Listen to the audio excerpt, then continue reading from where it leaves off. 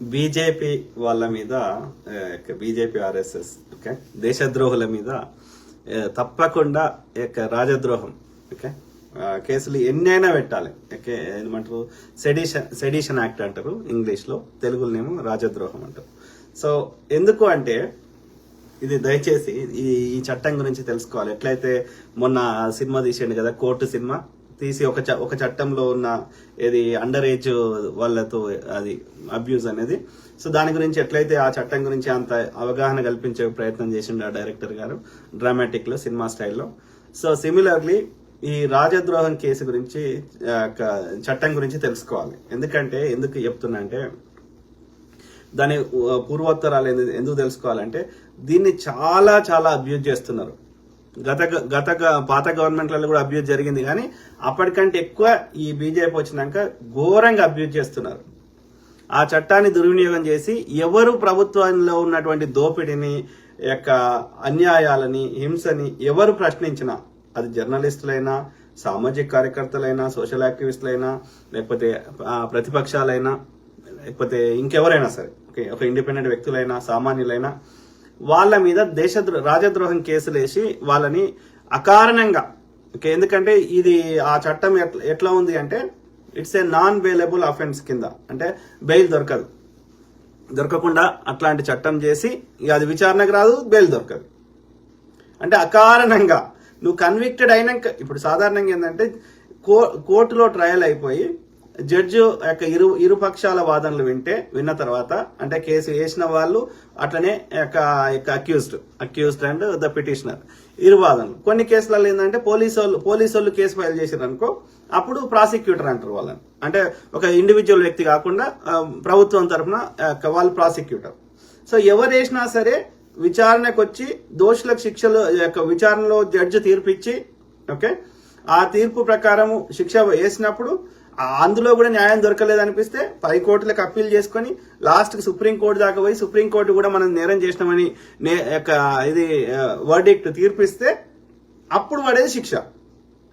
కానీ ఇట్లా ఇప్పుడే ఈ సాధారణంగా ఏం చేస్తున్నారు, ఇక ప్రభుత్వంలో ఉన్న వాళ్ళు ఏం చేస్తున్నారు అంటే ఇది విచారణకు రాకుండా చేస్తున్నారు ఆ కోర్టులో. అది ఎందుకు, దానికి ఆ చట్టం కూడా మార్చాలి. ఏది ఒక టైం బౌండ్ పెట్టాలి. ఏ కేసు అయినా వేసిన తర్వాత it should not go more than 2 years 3 years, maximum 3 years కంటే ఎక్కువ ఏ కేసు విచారణ రాకుండా ఉండకూడదు. అట్లాంటి చట్టం కూడా తేవాలి. ఎందుకంటే దాన్ని లొసుగా వాడుకొని అమాయకులని శిక్షిస్తున్నారు. 20 ఏళ్ళు 30 ఏళ్ళు కూడా 30 ఏళ్ళ తర్వాత వాడు నిర్దోషాన్ని తీర్పు వస్తే 20 ఏళ్ళు వాడు జైలు శిక్ష అనుభవించింది అడిగిపోతుంది తప్పుడు కేసు పెట్టి. సో కాబట్టి ఇది అదొక చట్టం మార్చాలి. ఓకే ఏ కేసు అయినా మాక్సిమం 2 years లోపల విచారణ అయిపోవాలి, ఎట్లాంటి కేసు అయినా.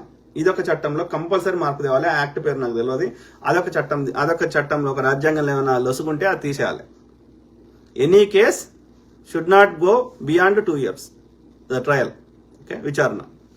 అదొకటి. ఇది రాజద్రోహం, సెడిషన్ యాక్ట్ అని ఇంగ్లీష్లో అంటారు. రాజద్రోహం ఎవరు వీళ్ళ యొక్క దోపిడీని, అన్యాయాన్ని ప్రశ్నిస్తే వాళ్ళ మీద రాజద్రోహం కేసు పెడుతున్నారు. పెట్టేసి అది నాన్ బెయిలబుల్ అఫెన్స్ కింద అది చేసి అది లేదు చట్టంలో అట్లా రాసిర్రు చేసి వాళ్ళని విచారణకు రాకుండా చేసి ఎన్నేళ్ళైనా నిరవధికంగా జైల్లో ఉంచుతున్నారు. దానికి ఫైన్ ఉంది, జైలు శిక్ష ఉంది, లైఫ్ ఇంప్రిజన్మెంట్, జీవిత ఖైదు ఉంది. అంటే జైల్లోనే చచ్చిపోతాడు. లేదు అంటే 3 years అంటే వేగ్గా ఉన్నాయి పనిష్మెంట్లు. అంటే అర్థమైంది, దే కెన్ అబ్యూస్. విచారణ రాకుండా వేయచ్చు, విచారణకు వచ్చి కూడా వాడి తీర్పు జీవిత ఖైదు అని వేయచ్చు. అంటే ఒకరి జీవితాన్ని కేవలం అలా మరి ఏమైనా తప్పు చేసిండా, ఎవరైనా చంపిండా, పొడిచిండా అంటే మరి దానికి వేరే చట్టాలు ఉన్నాయి. మర్డర్ చేస్తే వాటికి వేరే ఉన్నాయి ఐపీసీ. ఇది కేవలం మాట్లాడినందుకు ఓకే, లేకపోతే ఏది అంటే హింసను ప్రోత్సహించే విధంగా ఉంటే, లేకపోతే ఇట్లాంటివి అని చెప్తున్నారు. ఓకే అంటే ఎవరిని సంపద పొడిస్తే కాదు ఇది. ఓన్లీ ఇప్పుడు న్యూస్లో ఏదైనా మాట్లాడితే, సోషల్ మీడియాలో ఏదైనా షేర్ చేస్తే, లేకపోతే మనం ముచ్చట చెప్తే వీటికి కూడా శిక్షలు అంట. అంటే నా భావ స్వేచ్ఛను తీసేస్తున్నావు. ఆర్టికల్ 19 ఏం చెప్తుంది? ఫ్రీడమ్ ఆఫ్ ఎక్స్ప్రెషన్ చెప్తుంది. నా ఫ్రీడమ్ ఆఫ్ ఎక్స్ప్రెషన్ తీసేస్తా అంటున్నావు. నేనేమంటున్నా, ఎవరికైనా ఏ దేశం వాళ్ళకైనా ఏ ప్రపంచాన్ని అందరికి చెప్తున్నా, నేను చెప్పింది నచ్చలేదు అనుక ముచ్చట, నువ్వు దాని కౌంటర్గా చెప్పు, నీకు కూడా అవకాశం ఉంది కదా. కానీ నా స్వేచ్ఛను తీసేసే హక్కు లేదు అంటున్నా, అర్థమైందా? కానీ డిజార్డర్ క్రియేట్ చేస్తే లేకపోతే యొక్క వైలెన్స్ ని యొక్క ప్రోత్సహిస్తే అని చెప్పి రాసిర్రు అందులో. దానికి డెఫినేషనే లేదు. ప్రభుత్వం యొక్క లోపాలు ఎత్తి చూపెడితే ఎక్కడ వైలెన్స్ ఎందుకు అవుతుంది? నేను చెప్పింది తప్పు అయితే you also have opportunity to tell that is telling wrong. ఎవరు చెప్తుంది నిజమో తప్పు అని ప్రజలు నిర్ణయిస్తారు. కానీ అకారణంగా ప్రతిపక్ష నేతలని, స్టూడెంట్ నాయకులని, జర్నలిస్టులని, సామాజిక కార్యకర్తలని, సమాజాన్ని ప్రేమించే వాళ్ళని, అనేక మందిని ఈ బీజేపీ వచ్చినాక సిబిఐని, ఈడీని, ఈ సెడిషన్ యాక్ట్ని, ఈ రాజద్రోహాన్ని మిస్యూజ్ చేస్తున్నారు. దయచేసి ఆలోచించండి. అది రాజులే లేనప్పుడు, రాజే లేనప్పుడు ద్రోహం ఎక్కడిది? సింపుల్. ఇప్పుడు రాజరికానికి ప్రజాస్వామ్యానికి తేడా ఏంది? రాజరికం అంటే ఒక రాజు నిర్ణయిస్తాడు. రాజు నిర్ణయించింది మిగతా వాళ్ళందరూ పాటించాలి, నచ్చినా నచ్చకపోయినా. ఎందుకంటే రాజు దేవుడితో సమానం కాబట్టి, లేకపోతే దేవుడి బిడ్డనే కాబట్టి దేవుడు ఏం చెప్తే ప్రజలు అది పాటించాలి. అది తప్పైనా రైట్ అయినా మంచి అయినా చెడైనా అంతే, ఎదురు చెప్పకూడదు. అది రాజరికం. ప్రజాస్వామ్యం అంటే ఏంది? ప్రజలు ఏం చెప్తే ఆ పైన ప్రతినిధి పాటించాలి. ఇక్కడ ప్రజాస్వామ్యంలో రాజులు లేరు. ప్రజాస్వామ్యంలో రాజులు ఎవర్రా అంటే ప్రజలే. Of the people, by the people, for the people. ప్రజల కోసం, ప్రజల చేత ఏర్పరచబడిన వ్యవస్థనే ప్రజాస్వామ్యం. అంటే ప్రజలే రాజులు. అర్థమైందా? మెజారిటీ 5 ఏళ్లకు ఒకసారి ఎన్నికలు ఎందుకైతాయి? ఈ 5 ఏళ్లలో వాడు సరిగ్గా మన ప్రతినిధి మన కోసం పనిచేయకపోతే వాడిని తీసేసి కొత్త ప్రతినిధి పెట్టుకోవచ్చు. అందుకే ఏమంటారు? రిప్రజెంటేటివ్ అంటారు, ప్రజా ప్రతినిధి అంటారు. నాయకులు లేరు. ప్రజాస్వామ్యంలో నాయకులు లేరు. నాయకులు దేనికి కావాలి? ఒక ఉద్యమం చేస్తే నాయకులు కావాలి. అర్థమైందా? సో కానీ వీ నీడ్ ఏ రిప్రజెంటేటివ్, అంతే. మనందరం పోయి చట్టసభల్లో కూర్చోలేము కాబట్టి మన తరఫున ఒక ప్రతినిధిని పంపిస్తాం. అర్థమైందా? We are representative. అదే అందుకే ఇంగ్లీష్లో ఏమంటారు? రిప్రజెంటేటివ్. ఆ ప్రతినిధి నచ్చకపోతే ఇంకొక ప్రతినిధిని పంపిస్తాం. 5 ఏళ్ళే వంది. 5 ఏళ్లలో కూడా నచ్చకపోతే ఇంకా మనం ఒక చట్టం తేవాలని ట్రై చేస్తుండే. ఏది రెఫరెండం పెట్టేసి ఈ మెజారిటీ ప్రజలు ఇతని యొక్క నచ్చకపోతే ఇప్పుడు ఆఫీసులలో పర్ఫార్మెన్స్ రివ్యూ పెడతారు కదా, అట్లా చేసి వాడిని రీకాల్ కూడా చేసే వ్యవస్థను పెట్టుకోవాలి. అప్పుడు బ్రిటిష్ వాడి కాలంలోనూ ఇంక నాకు కరెక్ట్ మర్చిపోయిన టైమింగ్స్. సో ఏది షాడో గవర్నమెంట్ కూడా ఉండేది. అంటే ప్రభుత్వానికి అందులో ఆపోజిషన్ ఆ యొక్క అందులో లోపాలు ఏమైనా ఉంటే ఆ శాఖల్లో చెప్పడానికి ఇంకో మంత్రి కూడా, షాడో మంత్రి కూడా ఉండేవాడంట. అది తీసేసారు ఆ వ్యవస్థని. ఓకే. సో ఏది ఏమని ఇక్కడ ఏం చెప్పదలుచుకున్నా అంటే, ఇక్కడ ప్రజాస్వామ్యంలో ప్రజలే రాజులు కాబట్టి ఈ ప్రజలైన రాజులని ఎవరు ద్రోహం చేస్తే వాళ్ళ మీద కేసులు పెట్టాలి. సింపుల్. అంటే అర్థం ఏంది? ప్రభుత్వాన్ని ప్రశ్నించిన వాళ్ళ మీద కాదు కేసులు పెట్టాల్సింది, వాళ్ళ దోపిడీ మీద ప్రశ్నించిన వాళ్ళ మీద కాదు. మా భావశిక్షణ తీసేసే హక్కు లేదు. అర్థమైందా? ఏది ప్రజలకి తప్పుడు సమాచారాన్ని ఇస్తూ అన్ని మీడియాని కంట్రోల్ పెట్టుకుంటున్న వారి మీద రాజద్రోహం కేసు పెట్టాలి. ఎందుకంటే అది ప్రజలైన రాజులకి నష్టం చేసే విధంగా ఉంది కాబట్టి. అర్థమైందా? మెయిన్ ఛానళ్ళ పాకిస్తాన్ నాశనం అయిపోయింది, కరాచీ మండిపోతుంది, ఇవాళ న్యూక్లియర్ బాంబులు పెట్టేసిండ్రు, న్యూక్లియర్ ప్లాంట్ మునిగిపోయింది, ఇట్లా పొద్దుగాలేస్తే బీజేపీ ఐటీ సెల్ ద్వారా ఫేకులు చెప్తారు కదా, ప్రజలకు తప్పుడు సమాచారం ఇచ్చి ప్రజల్ని తప్పుదోవలు పట్టిస్తున్నారు, వాళ్ళని ప్రజలనే రాజులకు ద్రోహం చేస్తారు. కాబట్టి బీజేపీ, ఆర్ఎస్ఎస్, ఐటీ సెల్ మీద, బీజేపీ గాడి కొడుకుల మీద రాజద్రోహం కేసు పెట్టాలి. అర్థమైందా?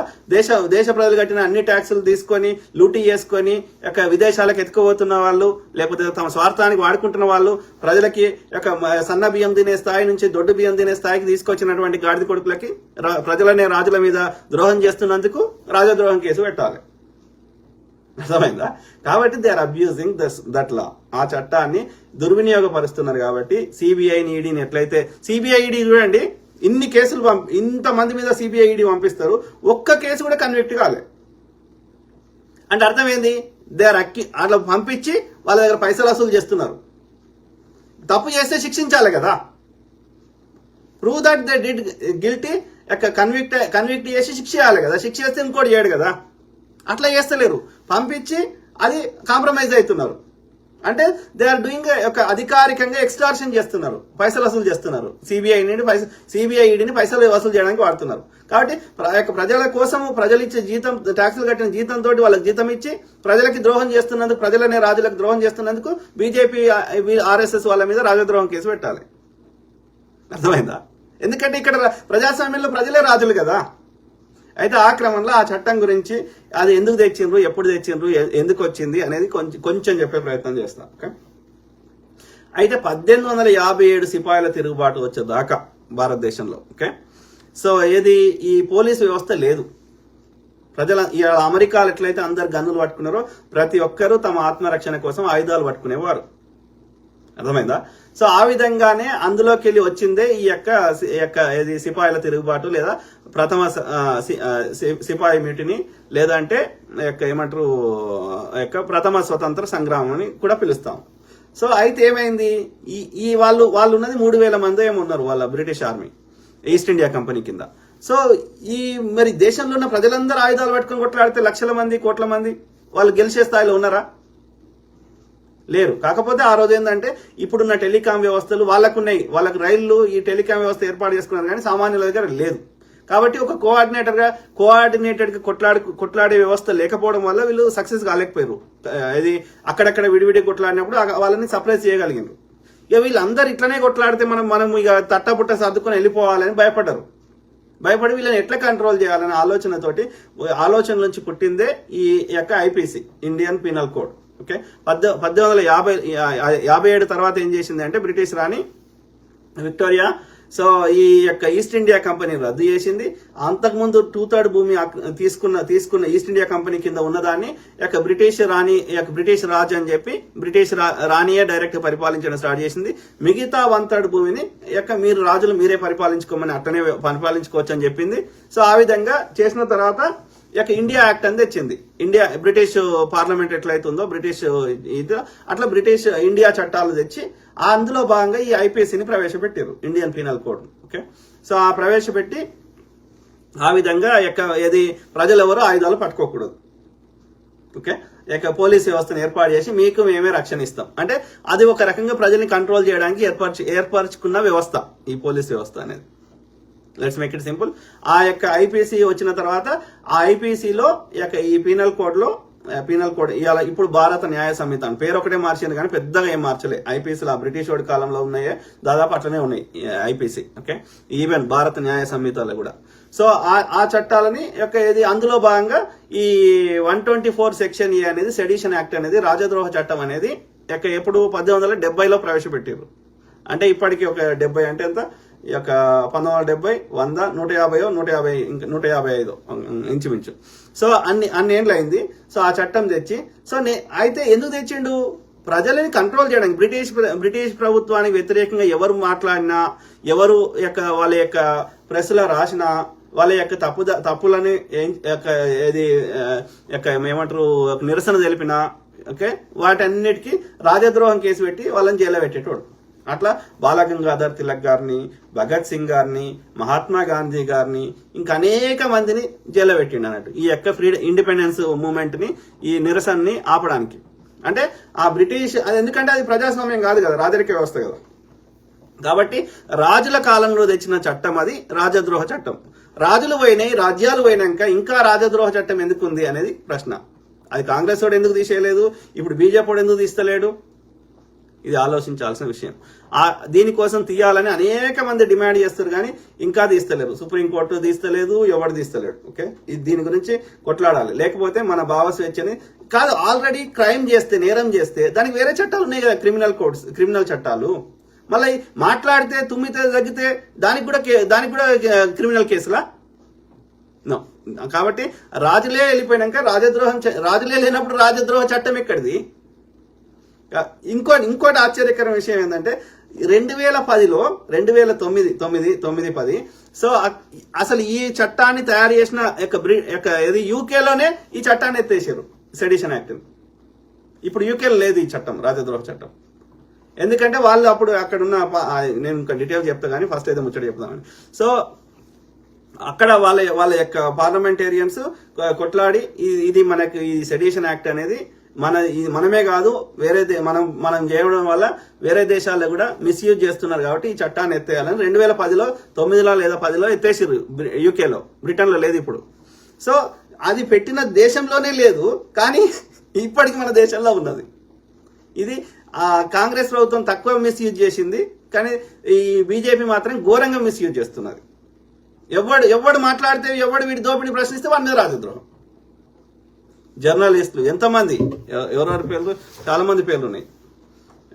ఇది 3 కాశ్మీరీ స్టూడెంట్ల మీద పెట్టిర్రు. ఓకే, తర్వాత ఒక జర్నలిస్టు వినోద్ దువా అనేట ఆయన మీద ఏంది ఆయన ఏం చేసిండు వినోద్ దువా అనేట ఆయన అంటే, ఈ కోవిడ్ సమయంలో ప్రభుత్వము సరిగ్గా కోవిడ్ ని హ్యాండిల్ చేయలేదు, సరైనటువంటి సెంటర్స్ ఏర్పాటు చేయలేదు, వీళ్ళకి ట్రీట్మెంట్ కావాల్సిన మినిమం వసతులు ఏర్పాటు చేయలేదంటే ఆయన మీద రాజద్రోహం కేసు పెట్టారు.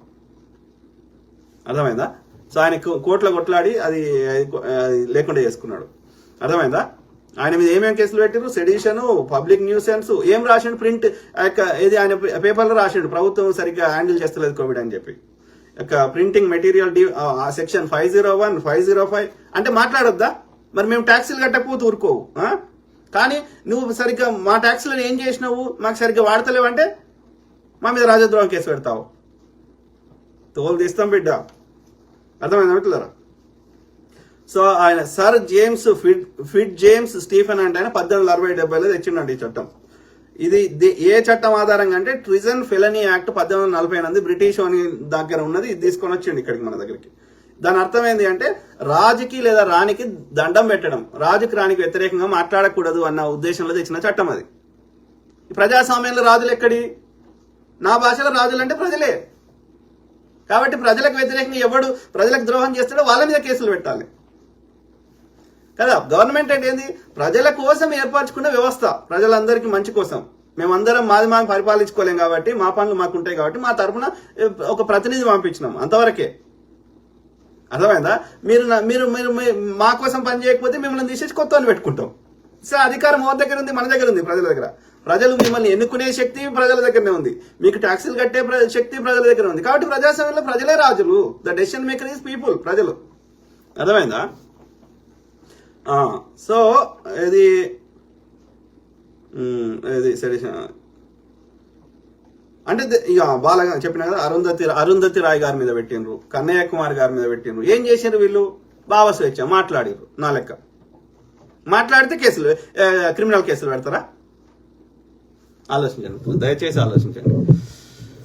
ఓకే, అట్లనే ఏది చెప్పిన ఏది 1870లో 60లోనేమో 57లో సిపాయిల తిరుగుబాటు అయింది, 60లోనేమో ఈ పోలీసు వ్యవస్థ తెచ్చారు, ఐపీఎస్ చట్టం తెచ్చారు. అందులో ఈ సెక్షన్ ని తర్వాత యాడ్ చేశారు. అంటే అర్థమైంది, 60లో తెచ్చినాక ఇట్లాంటి ఈ ఫ్రీ ప్రెస్ కాన్ఫరెన్స్, ఈ ప్రెస్ లో మాట్లాడము, నిరసన తెలపడం ఇది చేస్తుంటే వీళ్ళని ఎట్లా కంట్రోల్ చేయాలని కొత్త చట్టం అలా ఒక క్లాజ్ యాడ్ చేశారు, ఈ 124 సెక్షన్ ఏ. ఓకే, అదే నథింగ్ బట్ రాజద్రోహం అని. అంటే ఎవడు నిరసన చెప్తే అని అరెస్ట్ చేసుకుంటూ పోయారు, సింపుల్, బ్రిటిష్ వాడు. అది 1870లో. ఓకే, అందులో 1891లో ఫస్ట్ కేసు విచారణకు వచ్చిందంట బెంగాల్లో. ఆ తర్వాత 1897లో బాలగంగాధర్ తిలక్ మీద కేసు పెట్టారు. ఓకే, అట్లనే 1908లో కూడా ఇంకో కేసు పెట్టారు ఆయన మీద. తర్వాత 1962లో కేదార్నాథ్ అనే ఆయన మీద కేసు పెట్టారు. 1995లో బల్వంత్ సింగ్ అనే ఆయన మీద కేసు పెట్టారు. ఏమన్నాడు? ఆయన ఖలిస్తానన్నందుకు. 2015లో శ్రేయా సింఘాల్ అనే ఇద్దరు ఫేస్బుక్ లేదా పోస్ట్ పెట్టిర్రు అని ముంబైలో కేసు పెట్టిర్రు. అట్లనే 2016లో జేఎన్యూలో నిరసన తెలిపిండని కన్నయ్య కుమార్ గారి మీద పెట్టారు. అంటే ఇది భావ స్వేచ్ఛను తీసేసే చట్టం. ఓకే, కాబట్టి ఈ చట్టాన్ని రిపీల్ చేయాలని ఎప్పటి నుంచో అనేక మంది డిమాండ్ చేస్తున్నారు. అది ఆ చట్టం తెచ్చిన యూకేలోనే అది తీసేసిండ్రు. భారతదేశంలో ఈ రాజద్రోహం అనే చట్టాన్ని తీసేయాలి. రాజులు పోయినాక రాజద్రోహం ఇక్కడిది. కాబట్టి this sedition act IPC section ఇది 124A దాన్ని ఇప్పుడు ఏం చేశారంటే భారత న్యాయ సంహితలో దాన్ని పెద్దగా మార్చలేదు. ఏంటంటే అది ఏమని పెట్టారు దాని రిప్లేస్మెంట్.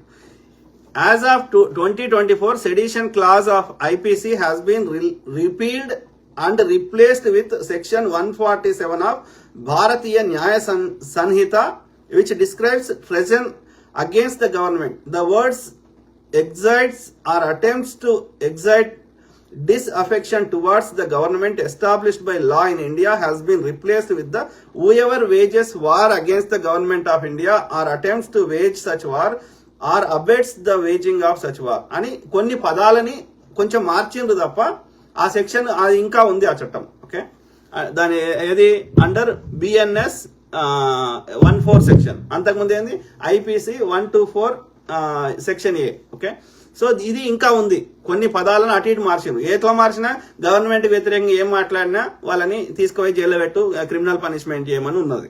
రాజద్రోహం అని గవర్నమెంట్ ప్రశ్నిస్తే, ప్రజాస్వామ్యంగా ప్రజలు ఎన్నుకున్న ప్రభుత్వాన్ని ప్రశ్నిస్తే రాజద్రోహం అవుతుందంట. ఇది రాజరిక వ్యవస్థ కాదు కదా.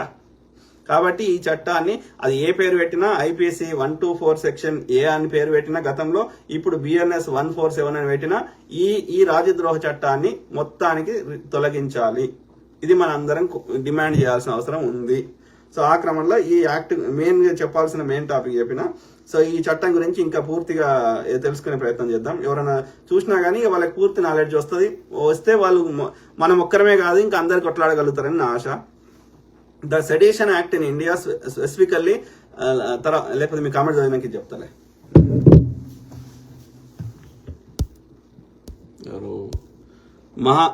Mohammed Abdul Wahid, good content information bro, thank you brother. అదే బ్రదర్, నేను ఏంటంటే మన వీడియో చూసిన తర్వాత ఓకే, మన ఒక్కరమే కాదు మనలాంటి వాళ్ళు 100 మంది ప్రశ్నించేటట్టు కొట్లాడేటట్టు కావాలి. ఓకే, మోర్ విషయ పరిజ్ఞానం వస్తే నేను ఒక్కరిని కొట్లాడాల్సిన అవసరం లేదు. నా లెక్క 100,000 మంది కొట్లాడడానికి ముందుకు వస్తారని నా ఆశ. అందుకని ఓపిక్ గా దాన్ని పూర్తిగా చదివి చెప్తా ఏ ముచ్చటైనా. ఓకే, ఎందుకంటే మనం ఇంత చదువుకొని అమెరికాలో మాస్టర్ చేసి 20 ఏళ్ళు కంప్యూటర్ సైన్స్ లో పనిచేసి ప్రోగ్రామ్ అనలిస్ట్ గా పనిచేసి మనకున్న తెలివితేటల్ని సమాజానికి వాడుకోకపోతే, మనతో పాటే చచ్చిపోతే వాట్ ఈస్ ద యూస్? కుక్క, పిల్లి, పంది చచ్చిపోయినట్టు మనం కూడా చచ్చిపోతే what is the use? So Waheed Shah అల్వి sir నమస్తే, నిప్పు లాంటి నిజాలు చెప్తారు సార్, మీ ధైర్యానికి సలాం. Thank you. ఎందుకంటే భయం అనేది వదిలేసినాం అనుకో, ఒకటే ఆలోచించండి, సింపుల్.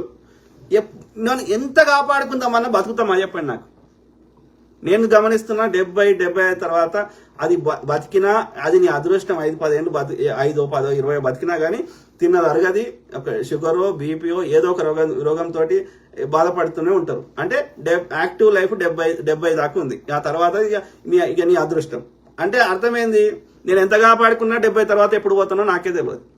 కాబట్టి ఉన్నంతసేపు యాక్టివ్ ఉన్నంతసేపు మనకు ఆయురారోగ్యాలు ఇచ్చినప్పుడు దీన్ని ఏదైనా ఒక బిగ్గర్ కాజ్ కోసం వాడితే ప్రజలందరికీ మంచి జరిగే విధంగా ఉంటే భావితరాలు మనని ఆశీర్వదిస్తాయి కదా. అశోకుడు ఇప్పటికీ రోడ్డు కిరుపక్కల చెట్లు నాటను అంటాడు. అంటే అశోకుడు కూర్చుండి ఆ పనులు తిన్నాడా? మనందరి కోసం నాటేయండి కదా, సింపుల్. ఓకే సార్ నమస్తే, నిప్పు లాంటి నిజాలు చెప్తారు సార్, మీ ధైర్యానికి సలాం. Thank you brother. Waheed Shah Alvi. Neela Harish ఏమంటున్నారు బ్రదర్? రాష్ట్రపతి 14 ప్రశ్నలతో సుప్రీంకోర్టుకి లేఖ రాసింది. భారతదేశం మొట్టమొదటి పౌరురాలైన రాష్ట్రపతికి ఆ పరిస్థితి ఉంటే దేశ ప్రజల పరిస్థితి. కరెక్ట్ బ్రదర్, నీల హరీష్ బ్రదర్. సో ఈ చట్టాన్ని తీసివేయాలి. దాన్ని ఈ బీజేపీ ఆర్ఎస్ఎస్ ప్రభుత్వము ఈ యొక్క సిబిఐ ఈడీని ఐటీని యొక్క పైసలు వసూలు చేయడానికి వాడుతుంది. ఓకే, దానికి కూడా పరిష్కారం చెప్పిన గతంలో ఏంది అంటే, ఎట్లయితే మనం ఎమ్మెల్యేలని, ఎమ్మెల్సీలని, ఎంపీలని మనమే ఎన్నుకుంటున్నామో, ఇండిపెండెంట్ గా పనిచేయాల్సిన వ్యవస్థల్ని, ప్రభుత్వంలో ఉన్న వాళ్ళని సరిదిద్దాల్సిన వ్యవస్థల్ని, ప్రభుత్వంలో ఉన్న వాళ్ళు తప్పులు చేస్తే వాళ్ళ మీద కూడా శిక్షించాల్సిన వాళ్ళని ప్రజలే ఎన్నుకోవాలి. అట్లా కాకుండా ఏం చేస్తారు, ప్రభుత్వం ఎన్నుకోవడం, ఈ మన ప్రజాప్రతినిధులు మన కోసం పనిచేస్తారు అనుకున్న వాళ్ళు ఎన్నుకోవడం వల్ల వాళ్ళకి అనుకూలంగా పెట్టుకొని మన మీద చర్యలు తీసుకోవడానికి దుర్వినియోగపరుస్తున్నారు. మనమే ఎన్నుకున్నాం అనుకో, వాడు నచ్చలేదు అనుకో, ఆ సిబిఐ అధికారి మన కోసం పనిచేస్తారు అనుకో, వాడిని తీసేసి కొత్త ఎన్నుకుంటాం. ఇప్పుడు ఏమైతుంది, ఆ సిబిఐ అధికారిని బీజేపీ అనుకూలంగా పెట్టుకున్నప్పుడు ఏం చేస్తుంది, వాడు చెప్పినట్టు వింటున్నాడు. అంటే అది బీజేపీ అనుబంధ సంస్థ లెక్క పనిచేస్తున్నాయి. ఏది కోర్టులు ఇండిపెండెంట్ గా పనిచేయాల్సింది, ప్రభుత్వంలో ఉన్న వాళ్ళ తప్పులను సరిదిద్దాల్సినటువంటి ఇండిపెండెంట్ స్వతంత్ర సంస్థలు ఆ ప్రభుత్వం యొక్క ప్రభుత్వం అనొద్దు, ఆ పార్టీ యొక్క అనుబంధ సంస్థ లెక్క పనిచేస్తున్నాయి. కాబట్టి దీని పరిష్కారం ఏంది, ప్రజలే డైరెక్ట్ ఎన్నుకోవాలి. ఎమ్మెల్యేలని, ఎంపీలను, ఎమ్మెల్సీని ఎన్నుకున్నట్టు. అప్పుడు కొంతవరకు అన్నవి పనిచేస్తాయేమో నాకు ఆశ. అర్థమైందా? ప్లస్ ఒక్క వ్యక్తిని ఎన్నుకోవద్దు, బెంచ్ లాగా ఎన్నుకోవాలి. ఒక్క వ్యక్తి ఎన్నుకుంటే ఏం చేస్తాడు, వాడిని ఒక్కరిని కొనుక్కుంటారు కావచ్చు.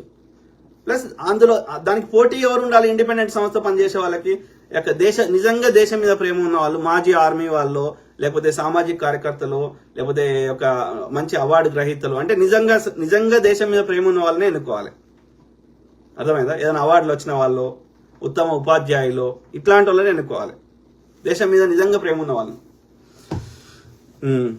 మహమ్మద్ అబ్దుల్ వాహిద్, పావలా గారు ఏం చేసినా తనకు మంచిగా అనిపించవచ్చు, కానీ రాబోయే కాలంలో ఎవరూ ఓటు వేయరు అని తెలుసుకుని ఈవీఎంలు బ్యాన్ చేయమని ఒక ప్రొటెస్ట్ చేయండి ప్లీజ్. ఎస్ బ్రదర్, ఈవీఎంలు బ్యాన్ చేయాలి, లేట్ అయినా సరే. జాన్ ప్రసాద్కి ఏమంటున్నారు?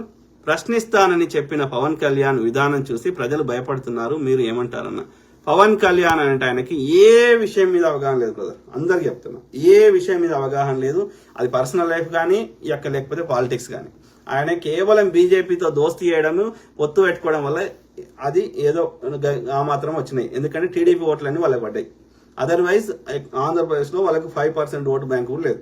పొత్తు లేకుండా పోటీ చేయమను, ఒక్క సీటు కూడా ఎవరు గెలవడు, ఇంక్లూడింగ్ పవన్ కళ్యాణ్ గారు. ఇది ఏ విషయం మీద అవగాహన లేదు, ఏం మాట్లాడతాడో ఆయనకే తెలియదు. అరుస్తాడు, ఒక స్టేబుల్గా ఉంటాడు, అది పర్సనల్ లైఫ్లో కానీ స్పీచ్లో కానీ ఎక్కడ కానీ ఆయనకి ఏ విషయం మీద అవగాహన. ఒక 5 minutes కామ్గా ఏదైనా ప్రశ్నకు ఆన్సర్ చెప్పమనండి. మోడీ గారిని అయినా సరే, పవన్ కళ్యాణ్ గారినైనా సరే, ఇద్దరు అజ్ఞానులే, ఇద్దరు 10వ తరగతి కూడా పాస్ కాలే. మన దురదృష్టం. Mohammed Abdul Wahid, good with heart అన్న. Thank you to all my brothers, sisters, friends, everyone. ఏమంటున్నారు? మహమ్మద్ అబ్దుల్ వాహిద్. టాపిక్ అదే బ్రదర్, రాజద్రోహం, సెడిషన్ యాక్ట్, రాజద్రోహం కేసు. ఇప్పుడు అందరి మీద కేసులు పెడతారు కదా, తప్పుడు కేసులు. అది మాట్లాడితే అంటే నా భావస్వేచ్ఛను తీసేస్తున్నావు, వాళ్ళ తప్పులను ఎంచితే రాజద్రోహం అంట. అది కోర్టులో చెల్లయి, కానీ ఆ కోర్టు విచారణ రాకుండా చేసి మనకి కావాలని ఇబ్బంది పెడతారు. ఎందుకంటే ఇలా వచ్చిన లొసుగేముంది అంటే నాన్ బెయిలబుల్ ఉంది ఇది. అందుకని దండే యాదగిరి, హాయ్ అన్నగారు, హాయ్ బ్రదర్. సో ఎందుకు తిడతావురా? నువ్వు యూజ్లెస్ ఫెల్లో కాబట్టే, ఏది పతంగే విషయాలు అంటావు. నువ్వు యూజ్లెస్ ఫెల్లో కాబట్టే నువ్వు సబ్జెక్ట్ మాట్లాడతలేవు. రాజులే పోయినాక రాజద్రోహం ఎక్కడి నుంచి ఉందిరా? అది బ్రిటిష్ వాడు తెచ్చుకున్నాడు. ఎందుకని? అప్పుడు వాడి యొక్క రాజరిక వ్యవస్థను మెయింటైన్ చేసిండు కాబట్టి, స్వతంత్రం కోసం కొట్లాడితే వాడికి నచ్చలేదు కాబట్టి, ఈ దేశం నుంచి వెళ్ళిపోమంటే వాడికి నచ్చలేదు కాబట్టి రాజద్రోహం చట్టం తెచ్చుకున్నాడు. మరి ఇప్పుడు ఎందుకురా రాజులే లేకపోయినాక అది పెట్టిన యూకేలనే తీసేసినాక ఇక్కడ ఎందుకురా? అంటే ఎవడు మీ యొక్క మోడీ రాజా కాదురా, మోడీ రాజారా? సిగ్గులేని గాడిద కొడుక. జాన్ ప్రసాద్కి హాయ్ అన్న. ఎక్కడ నాయకులు ఏది చెప్తే ప్రజలు పాటిస్తారు, ప్రజలు ఏది చెప్తే నాయకులు పాటించారు, అది చేయాలి. మనం ఎందుకు ఓటేస్తున్నాం? మన తరఫున ఒక ప్రతినిధి మీరు రాజ్యాంగం చదవండి, ఎక్కడ కూడా పబ్లిక్ రిప్రజెంటేటివ్ అనే ఉంటుంది, ప్రజాప్రతినిధి అంటది. అంటే అర్థమైంది, మనందరి తరఫున ఒక ప్రతినిధి పంపిస్తుంది. దెర్ ఇస్ నో నాయకులు. ప్రజాస్వామ్యంలో నాయకులు కాన్సెప్ట్ లేదు. నాయకులు దేనికి కావాలి? To lead a movement. ఒక ఉద్యమం నడపడానికి, తెలంగాణ ఉద్యమం ఉంది, ఇంకోటి ఏదో భూదాన ఉద్యమం ఉంది, ఇంకేదైనా ఉద్యమం ఉంది. ఉద్యమానికి నాయకులు కావాలి. ఎందుకంటే టు లీడ్ దట్ వాళ్ళ ఫాలోవర్స్ ని లీడ్ చేయడానికి ఒక నాయకుడు కావాలి. ఇక్కడ ఫాలోవర్ కాన్సెప్ట్ లేదు కదా. వీఆర్ నాట్ ఫైటింగ్ ఫర్ ఒక కాజ్ కోసం ఫైట్ చేస్తలేం కదా. గవర్నమెంట్ అంటే ఏంది? ప్రజలకి రాజ్యాంగం కల్పించినటువంటి ప్రజలు ఏం కోరుకుంటారో అవి అందరూ పాటించేటట్టు చూడడమే, రాజ్యాంగాన్ని అమలు చేయడమే యొక్క ప్రభుత్వాన్ని నడపడం. అది ఆ పుస్తకాన్ని అందరూ పాటించేటట్టు చూసేదే రాజ్యాంగం. రాజ్యాంగం అనేది అందరూ మన యొక్క దేశం మీద ప్రేమ ఉన్న వాళ్ళందరూ కలిసి కూర్చుండి, అప్పుడున్న ప్రజాప్రతినిధులు అందరూ కూర్చుండి, ఆ ప్రజలకు ఏమి కరెక్టో అవన్నీ ప్రజల యొక్క ఆశీర్వాదంతో పుస్తకం రాశారు. ఆ పుస్తకాన్ని అందరూ పాటించేటట్టు చూడడానికే ప్రభుత్వం ఉన్నది. అభివృద్ధి, సంక్షేమం, ఇట్లాంటివన్నీ పాయింట్స్ రాసుకున్నాం కదా రాజ్యాంగంలో, అంతవరకే. కాబట్టి ఆ రాజ్యాంగాన్ని అమలు చేయడానికి మన తరఫున ఒక ప్రతినిధి కావాలి. ఎందుకంటే మనందరం పోయి 140 కోట్ల మంది పోయి పార్లమెంట్లో కూర్చోలేం కదా. లేకపోతే 4 కోట్ల మంది తెలంగాణ ప్రజలు యొక్క అసెంబ్లీలో కూర్చోలేరు కదా. లేకపోతే 6 కోట్ల 9 కోట్ల మంది ఆంధ్రప్రదేశ్ ప్రజలు ఆ యొక్క ఆంధ్రప్రదేశ్ అసెంబ్లీలో కూర్చోలేరు కదా. కాబట్టి మన తరఫున ఒక ప్రతినిధిని పంపిస్తున్నాం. ఆ ప్రతినిధి నచ్చకపోతే ఇంకో ప్రతినిధి అనుకుంటున్నాం. కాబట్టి ప్రజలు చెప్పింది వినాల్సిందే. There is no other way. Simple. అందుకే బ్రదర్, అందుకే చదువుకోని ప్రజలు ఉన్నప్పుడు వాళ్ళు ఏదో ఒక ప్రలోభానికి గురవుతున్నప్పుడు, కులమో మతమో భావోద్వేగాలకో చిల్లరకు గురవుతున్నప్పుడు ఈ దొంగలు యొక్క అడ్డదారులు ఆడిపోయి దోచుకుంటున్నారు. ప్రజలు ఎడ్యుకేట్ అయ్యి ఈ యొక్క ఈ చిల్లర వీటన్నిటికి లొంగలేదనుకో, ఈ పైసా ఏదని ఇప్పుడు చెప్పిన అన్నిటికీ, అప్పుడు సరైన నిర్ణయం తీసుకుంటారు, మంచోని ఆడికి పంపిస్తారు, వాడు మన కోసం కొట్లాడతాడు. సింపుల్. లేకపోతే ఆ చిల్లర వాడు వంచిపెట్టి వాడు ఆడిపోయి వాడు ఆ పెట్టిన పెట్టుబడికి 10 రెట్లు సంపాదించుకునే ప్రయత్నం చేస్తున్నాడు. అట్లా కాకుండా నిజాయితీ పరుడు మంచోని ఆడికి పంపిస్తే మంచోడు మన కోసం కొట్లాడతాడు. అయినా వాడు మంచిగా నీతి వాక్యాలు చెప్పి ఆడికి పోయినాక మళ్ళీ దోసుకున్నాడు అనుకో, వాడిని తీసేసి మంచోని ఎన్నుకుందాం. అర్థమైందా? నవీన్ చారి, హాయ్ అన్న. Hi brother. రవి కిరణ్ కుంటాం, yes you are correct sir, we really appreciate you. Thank you brother, thank you. అందుకే అంటున్నా, ఏం చేయాలన్నా ఇప్పుడు వేరే దేశాలు ఎందుకు మన లెక్క ఇట్లా అబ్యూజ్ చేయలేకపోతున్నారు? ఎందుకంటే అక్కడి ప్రజలు చైతన్యం ఉన్నది. వాడు చదువుకున్నా చదువుకోకపోయినా వాళ్ళకి ప్రతి విషయం మీద పరిజ్ఞానం ఉంది కాబట్టి వాళ్ళు సరైన నిర్ణయం తీసుకోగలుగుతున్నారు. మన దేశంలో వచ్చిన దరిద్రం ఏంటంటే మెజారిటీ ప్రజలు ఏది అన్ఎడ్యుకేటెడ్ ఉన్నారు ఇప్పటికీ. ఓకే, ఈ బహిరంగ సభలలో వచ్చేటోళ్ళు చాలా దాదాపు అందరూ చదువుకున్న వాళ్ళే. చదువుకున్నవాడు కూడా బహిరంగ సభలకు కూడా రాడు. ఈ చదువుకున్న వాళ్ళు కూడా ప్రలోభాలకు లొంగిపోతున్నారు. మతమో ఎమ్మెల్సీ ఎన్నికలకి టీచర్లు నెలకు 60,000 లక్ష రూపాయలు సంపాదించే టీచర్లు కూడా పైసలు ఇస్తే ఓటేశారు. కాబట్టి వీళ్ళందరికీ వీటి వల్ల ఎంత నష్టం జరుగుతుందని వీళ్ళకి అర్థమైతలేదు. నాకు ఆ టైంకి 4 పైసలు వస్తున్నాయని అనుకుంటున్నారు. కానీ వాడు ఎందుకు ఫ్రీగా ఇస్తాడు? వాడు అంతకు 10 రెట్లు 100 రెట్లు దోసుకుంటాడు కదా. మనం ట్యాక్సీలు కడుతున్నా వీళ్ళకి తెలుస్తలేదు. నువ్వు ఆ ట్యాక్సీ తీసేస్తే నీకు పెట్రోల్ 60 రూపాయలకి వస్తుంది, 120 పడది. ట్యాక్సీ తీసేస్తే నువ్వు కొనుక్కునే ప్రతి వస్తువు చాలా తక్కువ రేటుకి వస్తుంది. ఇప్పుడు 10,000 వాషింగ్ మిషన్ కొంటే 3,000 నువ్వు ట్యాక్సీ కడుతున్నావు కదా. అట్లా దేశ ప్రజలు అందరు కడితే ఎంత ట్యాక్స్ అవుతుంది? ఇంటికి గరపట్టి కడుతున్నాం కదా.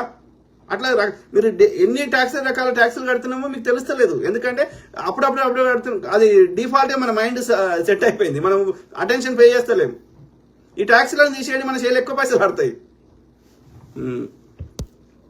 Thank you brother, Sandani brother. ఎందుకు తిడతారా? అరే ఎందుకు తిట్టాల్సిన అవసరం ఏంది? నేను సబ్జెక్ట్ మాట్లాడినప్పుడు సబ్జెక్ట్ మాట్లాడండి. అన్నా నువ్వు చెప్పింది తప్పన్నా, మా మోడీ అనే రాజు ఉన్నాడు, ఇప్పటికి రాజరికం ఉంది, రాజ్యాంగాన్ని చింపేయాలని మేము ప్రయత్నం చేస్తున్నాం, అందుకే 400 ఓట్లు కావాలన్నా, కానీ అయినా కానీ మాకు 400 ఓట్లు ఇవ్వలే, ముడ్డి మీద దన్నేరు భారత ప్రజలు. చెప్పు. దొంగ బాడకవులు, ఏ విషయం మీద అవగాహన ఉండదు. చిల్లర కోసము వాడిచ్చే బిర్యానీ కోసము, లేకపోతే సోషల్ మీడియాలో పోస్ట్ పెడితే కామెంట్, ఇట్లా ట్రోలింగ్ కామెంట్ పెడితే ఏది మాకు చిల్లర ఇస్తారని దేశ ప్రజలకు ద్రోహం చేస్తారా బోసిడికే వాళ్ళు.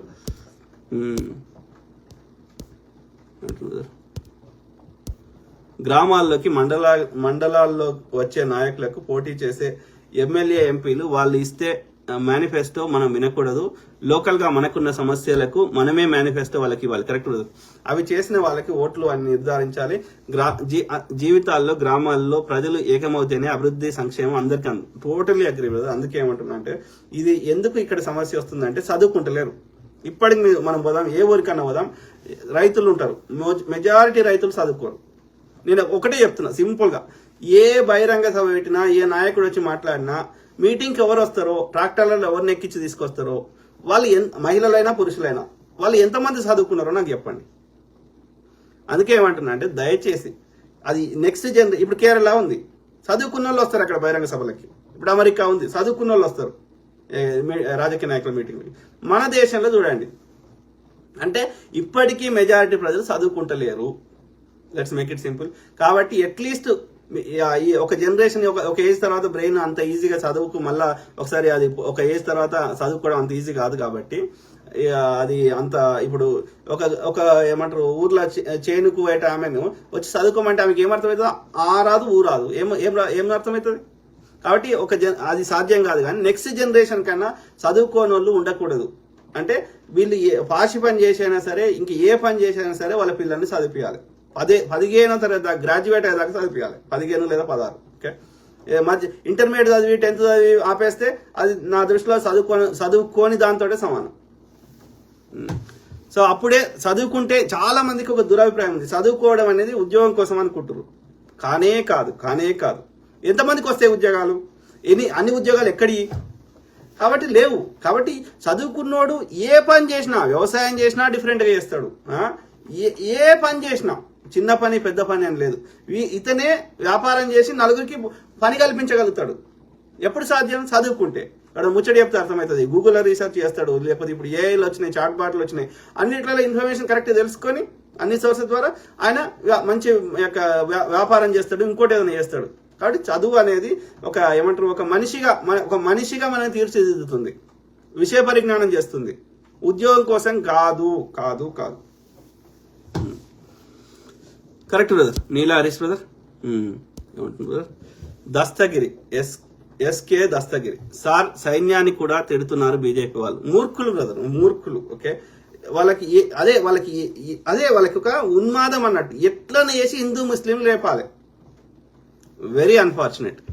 దాన్ని ఆ యొక్క మతం చుట్టూ లేపి హిందువుల ఓట్ల కోసం ఈ తక్కువ పర్సెంటేజ్ ఉన్నారు క్రిస్టియన్స్ అయినా, ఇంకా లేకపోతే ముస్లిమ్స్ అయినా, కాబట్టి వాళ్ళని బూచిగా చూపెట్టి 80% అరౌండ్ 80% హిందువులు ఉన్నారు. కాబట్టి వీళ్ళని రెచ్చగొడితే, ఈ మతం చుట్టూ తిప్పితే వీడు చేసిన దోపిడీ నుంచి ప్రజల దృష్టి మలిచిపోతుంది.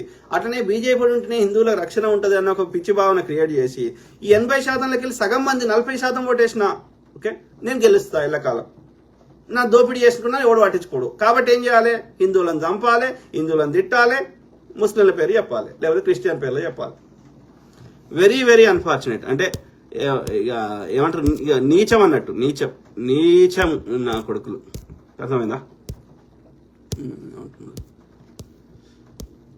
జాన్ ప్రసాద్కి అన్న జిఎస్టీ ట్యాక్స్ స్కామ్ గురించి వివరణ ఇవ్వండి. అదే బ్రదర్, జిఎస్టీ అనేది దాన్ని వసూలు చేసిన ఏమంటారు, గూడ్స్ అండ్ సర్వీసెస్ ట్యాక్స్, అంటే వస్తువులు కానీ సేవలు కానీ. అంతకుముందు ఇది డాక్టర్ మన్మోహన్ సింగ్ గారు ప్రతిపాదించింది యూపీఏ హయాంలో. అంతకుముందు ఏంటంటే ఓన్లీ గూడ్స్ కుండే, తర్వాత మనం సర్వీసెస్ కూడా యాడ్ చేసినాం. సో ఆ ట్యాక్స్ ని ప్రభుత్వం వసూలు చేయొచ్చు. కానీ అప్పుడు ఏమన్నా డాక్టర్ మన్మోహన్ సింగ్ గారు అంతకుముందు కూడా వసూలు చేసేవాళ్ళు, జిఎస్టీ రాకముందు కూడా. కాకపోతే రాష్ట్రాలు ఎక్కువ వసూలు చేసేది, ఎక్కువ రాష్ట్రాలకు వచ్చేది కేంద్రం కాకుండా. సో వాటికి వేరు వేరు పేర్లు ఉండే. ప్లస్ ఇవంతా ప్రాసెసింగ్ అంతా చాలా కష్టమవుతుందని చెప్పి ఒకటే ట్యాక్స్ కింద వసూలు చేసి దాన్ని రాష్ట్రాలు కేంద్రం పంచుకుంటుంది. అంతకుముందు ఏంటంటే రాష్ట్రాలు వేరే రకంగా తీసుకునేవి, కేంద్రం వేరే రకంగా తీసుకునేది. దాన్ని సింప్లిఫై చేసారు, అంతవరకు ఓకే. ఇంకోటి ఏంటంటే కొన్ని రాష్ట్ర స్థాయిలోనే ఎక్కువ మనం వసూలు చేస్తున్నాం, అంటే రాష్ట్రానికి ఎక్కువ డబ్బులు వచ్చేటి. ఇప్పుడు జిఎస్టీ అని చేయడం వల్ల ఏమవుతుందంటే కేంద్రం కూడా మనం అన్ని 50-50 ఇవ్వాల్సి వస్తుంది. 50 కూడా కాదు, ఒక్కొక్క రాష్ట్రంకి ఒక్కొక్క డిఫరెంట్ ఉంది. సో ఇప్పుడు మన తెలంగాణకు వస్తేనేమో ఇది 40% మనకి ఇస్తున్నాడు జిఎస్టీలో మన వాటా, అంటే 60% వాళ్ళే తీసుకుంటారు జిఎస్టీ కింద వసూలు చేసినాయి. ఓకే, సో అంటే ఇప్పుడు అందుకే పెట్రోల్ కొన్ని అయినా ఇస్తలేము ఇప్పుడు రాష్ట్రంలో. ఏది ఏమంటారు, ఇప్పుడు పెట్రోల్ ఉన్నది, పెట్రోల్ మీద కేంద్రం తీసుకునేది ఎక్సైజ్ సుంకము, రాష్ట్రం తీసుకునేది వ్యాట్. దీన్ని కూడా జిఎస్టీ కింద ఏమంటున్నాడు, కానీ తెస్తలేము. అట్లా ఇంకా కొన్ని ఉన్నాయి, కొన్ని ఓన్లీ రాష్ట్రమే తీసుకుంటుంది. ఇది డ్రగ్ ఆల్కహాల్ లిక్కర్ మీద వచ్చే 100% రాష్ట్రమే తీసుకుంటుంది. ఇంకా కొన్ని ఉన్నాయి, నేను ఆ యొక్క గ్యాంబ్లింగ్ కొన్ని ఉన్నాయి విలాసమైనవి, అవన్నీ రాష్ట్రమే తీసుకుంటుంది. అట్లనే ఇంకా కొన్ని నేను మర్చిపోయినా. అయితే ఏదేమైనా కొన్ని రాష్ట్రం తీసుకుంటున్న వాటిని కూడా జిఎస్టీలోకి తెద్దామంటున్నారు. అంటే అర్థమైంది, అందులో వాటా కూడా కేంద్రంకి ఇవ్వమని అడుగుతున్నారు. ఇప్పుడు 100 రూపాయలు రాష్ట్రం వసూలు చేస్తే అందులోకి వెళ్ళి 60 రూపాయలు కేంద్రంకి ఇవ్వమని అడుగుతున్నారు. మరి ఇచ్చినాక మనకు ఖర్చు పెడుతుర్రా అంటే 40 రూపాయలే మనకు బ్యాక్ ఇస్తున్నారు. అంటే మిగిలిన 60 రూపాయలు ఏం చేస్తున్నారు వాళ్ళు? అయితే తింటున్నారు, లేకపోతే వేరే రాష్ట్రాలకు ఇస్తున్నట్లు లెక్క. ఇప్పుడు యూపీలో కానీ కొన్ని రాష్ట్రాల్లో వాళ్ళ దగ్గర వాళ్ళక్కడ పేదరికం ఎక్కువ ఉంది, వాళ్ళు ఎక్కువ ట్యాక్సులు కడతలేరు. కానీ అక్కడ వాళ్ళ జనాభా ప్రతిపాదిక మీద అక్కడ ఖర్చు పెడుతున్నారు. అట్లా కొన్ని రాష్ట్రాలకు వాళ్ళు కట్టిన దానికంటే డబుల్ త్రిబుల్ కూడా 2 times 3 times కూడా వాళ్ళకి ఇస్తున్నారు. అంటే వాళ్ళు 100 రూపాయలు ట్యాక్స్ కడితే వాళ్ళకి 300 రూపాయలు ఇస్తున్నారు కొన్ని రాష్ట్రాలకి. దక్షిణాదిలో అందరం ఆర్థికంగా మంచిగున్నాము కాబట్టి మనం ఎక్కువ ట్యాక్స్ కడితే మనం తీసుకోతుర్రు, కొంత నార్త్ ఇండియాలో ఖర్చు పెట్టుకుంటారు వాళ్ళు, ఎక్కడైతే వాళ్ళ ప్రభుత్వాలు ఉన్నాయో అక్కడ. ఎందుకంటే మళ్ళీ ఓట్ల కోసం ఇక మిగిలిందంతా దోసుకుంటారు, మెజారిటీ దోసుకుంటారు, చిల్లర కొంచెం ఖర్చు పెడుతున్నారు. రోడ్లు చిన్న చేస్తున్నారు అంతే ఆ నార్త్ ఇండియాలో కూడా. ఈ సౌత్ ఇండియాలో అయితే పెద్దగా ఏం లేదు. Very unfortunate. సో అది అయితే ఇక్కడ ఏంటంటే కాంగ్రెస్ హయాంలో, యూపీఏ హయాంలో మాక్సిమం 18% ఇస్తా అని చెప్పిండు డాక్టర్ మన్మోహన్ సింగ్ గారు. దాన్ని 28% చేసిండు మోడీ గారు. కాంగ్రెస్ చాలా వాటికి ట్యాక్స్ ఎగ్జామ్ట్ ఇచ్చింది, ఎందుకంటే అవి ఎసెన్షియల్ కాబట్టి, పేదవాళ్ళు కూడా వాడతారు కాబట్టి, వాళ్ళు కూడా బతకాలి కాబట్టి, వాళ్ళకి ఆదాయం సోర్స్ ఎక్కువ లేదు కాబట్టి చాలా వాటికి ట్యాక్స్ తీసుకోలేదు, sales tax. GST nothing but sales tax. Let's make it simple. Okay. Income tax అనేది ఆదాయం ఎక్కువ వచ్చిన వాళ్ళకి ఇన్కమ్ ట్యాక్స్. ఇక అది కాకుండా విదేశాలను ఇంపోర్ట్ చేసుకుంటే ఇంపోర్ట్ ట్యాక్స్, ఇక ప్రాపర్టీలు రిజిస్టర్ చేసుకుంటే వీటికి వేరే ట్యాక్స్. సో ఇప్పుడు ఓన్లీ మనం మాట్లాడుతుంది సేల్స్ ట్యాక్స్. అమ్మితే ఓకే, సేవలు కానీ వస్తువులు కానీ అమ్మితే దాని మీద వేసే అమ్మకం పన్ను, తెలుగులో అమ్మకం పన్ను, ఇంగ్లీష్ లో సేల్స్ ట్యాక్స్. ఓకే, ఈ సేల్స్ ట్యాక్స్ లో అదే 18% 28% చేసిండు. అంటే ఒక 10,000 వస్తువు కొనుక్కుంటే కాంగ్రెస్ హయాంలో 1800 ట్యాక్స్ తీసుకుంటే బీజేపీ వచ్చినాక అది 2800 చేసిండు. అది కాకుండా కాంగ్రెస్ ఏం చేసిందంటే పేదవాడు బతకాలని చెప్పి అనేక వాటి మీద సబ్సిడీలు ఇచ్చింది. అంటే ఈ పెట్రోల్ డీజిల్ మీద ట్యాక్స్ చాలా తక్కువ తీసుకునేది. సబ్సిడీ చేయడం వల్ల ఇదంతా గ్యాస్ మీద సబ్సిడీ ఇచ్చింది, పెట్రోల్ డీజిల్ మీద చాలా తక్కువ ట్యాక్స్ ఇస్తుంది. డీజిల్ మీద ₹3.50 ట్యాక్స్ తీసుకుంటే పెట్రోల్ మీద ₹9 చిల్లర తీసుకుంది. దాన్ని ₹9 ₹33 చేసిండు పెట్రోల్ మీద మోడీ వచ్చినాక. డీజిల్ మీద ₹3.50 తీసుకుంటే ₹33 చేసిండు. అంటే 10 రెట్లు పెంచిండు. అర్థమైందా ఎంత ట్యాక్స్ తీసుకుంటుండో? మరి ఈ పైసలు ఏడిపోతున్నాయి అంటే చెప్తలేడు. అది కాకుండా కాంగ్రెస్ ఏం చేసిందంటే చాలా వాటికి ట్యాక్స్ ఎగ్జామ్ట్ ఇచ్చింది. పాలు, పెరుగు, బట్టలు, చెప్పులు, ఇట్లాంటి ఎసెన్షియల్స్, పుస్తకాలు, ఇట్లాంటి మిడిల్ క్లాసు పేదవాళ్ళకి వాళ్ళు కట్టుకునే స్థాయిలో లేరు కాబట్టి, వాళ్ళకి అవి లేకపోతే బతకలేరు కాబట్టి, వాళ్ళు కూడా బతకాలి కాబట్టి ఇవన్నిటి మీద ట్యాక్స్ తీసుకోలే. కానీ మోడీ వచ్చినాక ఏం చేసిండు? అన్నిటి మీద ట్యాక్స్ వేసిండు, సేల్స్ ట్యాక్స్. అంటే నువ్వు మెడిసిన్ షాప్ లో పోయి మందు కొనుక్కున్నా, గోలి కొనుక్కున్నా దాని మీద ట్యాక్స్ జిఎస్టీ. ఓకే, అట్లనే చెప్పులు కొనుక్కున్నా, పాలు కొనుక్కున్నా, బట్టలు కొనుక్కున్నా, పాల పొడి కొనుక్కున్నా అన్నిటి మీద ట్యాక్స్ వేస్తున్నాడు. ఇంకో దరిద్రం ఏం చేసిండంటే కాంగ్రెస్ ఉన్నప్పుడు 0% అంటే ట్యాక్స్ తీసుకోలేదు. ఆ 0 ఉన్నదాన్ని ఏం చేసిండు? ఇప్పుడు చెప్పిన ఈ ఎసెన్షియల్ కమాడిటీస్ కి ఆ పేదవాళ్ళు వాడే వాటికి కూడా 5% చేసిండు. 5% ఉన్న కాంగ్రెస్ హయాంలో 5% ఉంటే 8 చేసిండు, 8 ఉంటే 12 చేసిండు, 12 ఉంటే 18 చేసిండు, 18 ఉంటే 28 చేసిండు. అంటే ఎన్ని రకాలుగా మనకు అంటే ప్రతి వస్తువు మీద ట్యాక్స్ పెంచిండు. ఇవి కాకుండా ఇక విలాస వస్తువులైన ఆల్కహాల్, ఇంకా ఇవి ఇంతకుముందు చెప్పినాయి, అవి రాష్ట్ర స్థాయిలో కంట్రోల్ ఉన్నాయి. రాష్ట్రాలు కూడా వాటి మీద ఫుల్ పెంచినాయి. ఎందుకంటే వాడికి చెడు వ్యసనం కాబట్టి అది వాళ్ళ మీద ఇంకా వాడి దేనికైనా ఖర్చు పెడతారు కాబట్టి అట్లా వసూలు చేస్తున్నారు. ఇట్లా వసూలు చేస్తే చేయని కానీ దాన్ని ప్రజల కోసం వాడాలి ఆ డబ్బులని. ప్రతి రూపాయి ప్రజల దగ్గర వసూలు చేసిన ప్రతి ట్యాక్స్ పైసలు ఏ రాష్ట్ర ప్రభుత్వం అయినా కేంద్ర ప్రభుత్వం అయినా అది ప్రజల యొక్క సమస్యలను తీర్చడానికి, ఓకే, పాఠశాలలు కట్టడానికి, లేకపోతే యూనివర్సిటీలు కట్టడానికి, హాస్పిటల్ కట్టడానికి, రోడ్లు కట్టడానికి, లేకపోతే వాళ్ళకి ఉద్యోగాలు కల్పించడానికి, లేకపోతే వాళ్ళు ఏదైనా వ్యాపారం పెట్టుకుంటా అంటే తక్కువ 0% కానీ తక్కువ రేటుకి వడ్డీలు ఇవ్వడానికి, ఇట్లా రకరకాలుగా ప్రజల యొక్క సమస్యలు తీర్చడానికి వాడాలి ఆ డబ్బులు. ఎందుకంటే ప్రజల డబ్బులు కాబట్టి. ప్రజలు వాళ్ళు కష్టపడి పొద్దంతా పనిచేసి చెమట వచ్చి కట్టిన వాళ్ళు సంపాదించిన దానికి ₹10 ప్రభుత్వానికి కడుతున్నారు. ఎందుకని? ఆ పైసలు వాడుకొని వాళ్ళ జీవితాలు మార్చాలని, ఒక అభివృద్ధి దేశం లెక్క తయారు చేయాలని. వీళ్ళు వాడుతున్నారా, వాళ్ళు దోసుకుంటున్నారా అంటే మెజారిటీ అలా అట్లీస్ట్ 70-80% ఏది బీజేపీ వచ్చినాకైతే ఇంకా వరెస్ట్ అయింది. కాంగ్రెస్ హయాంలో ఒక 70 నుంచి అరౌండ్ ₹70 ప్రజలకు ఖర్చు పెట్టారు, ఇప్పుడైనా అప్పుడైనా. కానీ బీజేపీ వచ్చినాక నా అంచనా ప్రకారం ఒక ₹10-20 బేసిక్ నెసెసిటీ తప్ప మిగతా అంతా దోసుకుంటారు. అర్థమైందా? సో అందుకే నేనేమంటున్నా, అందరు దొంగల తక్కువ దొంగ కాంగ్రెస్ వాడు కాబట్టి వాడిని మద్దతు ఇస్తున్నా. నేను కాంగ్రెస్ వాడు పర్ఫెక్ట్ అని చెప్పలేదు. కాంగ్రెస్ కాదు, రేపు ఎవడొచ్చినా ఇంకా కొత్తోడు వచ్చినాక ఇంకా ఎక్కువ దోసుకుంటాడు. కాబట్టి అందరి లోపల తక్కువ దొంగ కాంగ్రెస్ వాడు, అందరికంటే గజ దొంగ బీజేపీ వాడు.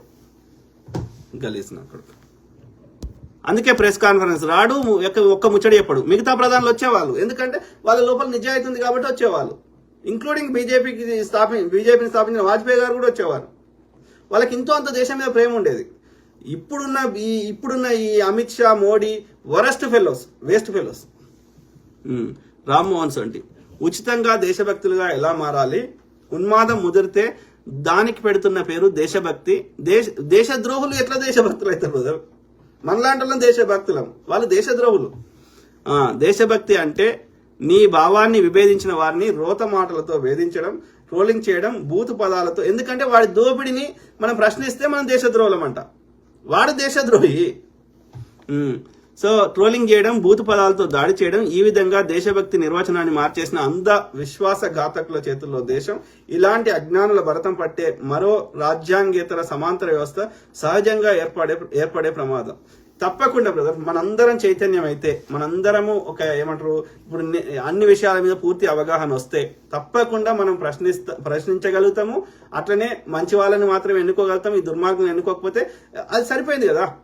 మంచి వాళ్ళని ఎన్నుకుంటే ఇప్పుడు కాదు, ఇదే బీజేపీ ప్రభుత్వం ఎంత మోసం చేసినా కేరళలో ఎందుకు వస్తలేదు, తమిళనాడులో ఎందుకు వస్తలేదు అంటే వాడు మొత్తం మోసం చేసిండు అనుకో దొరికిపోతాడు. దొరకకుండా మోసం చేయాలంటే 20% అన్న వానికి ఓట్లు రావాలి. వానికి 20% వస్తే మిగిలిన 20% వాడు మోసం చేస్తాడు. అది ఈవీఎంలో చేస్తాడా, లేకపోతే ఎలక్షన్ కమిషన్ ద్వారా చేస్తాడా, దాని పోల్ మేనేజ్మెంట్ అంటారు. అనేక రకాలుగా చేస్తాడు.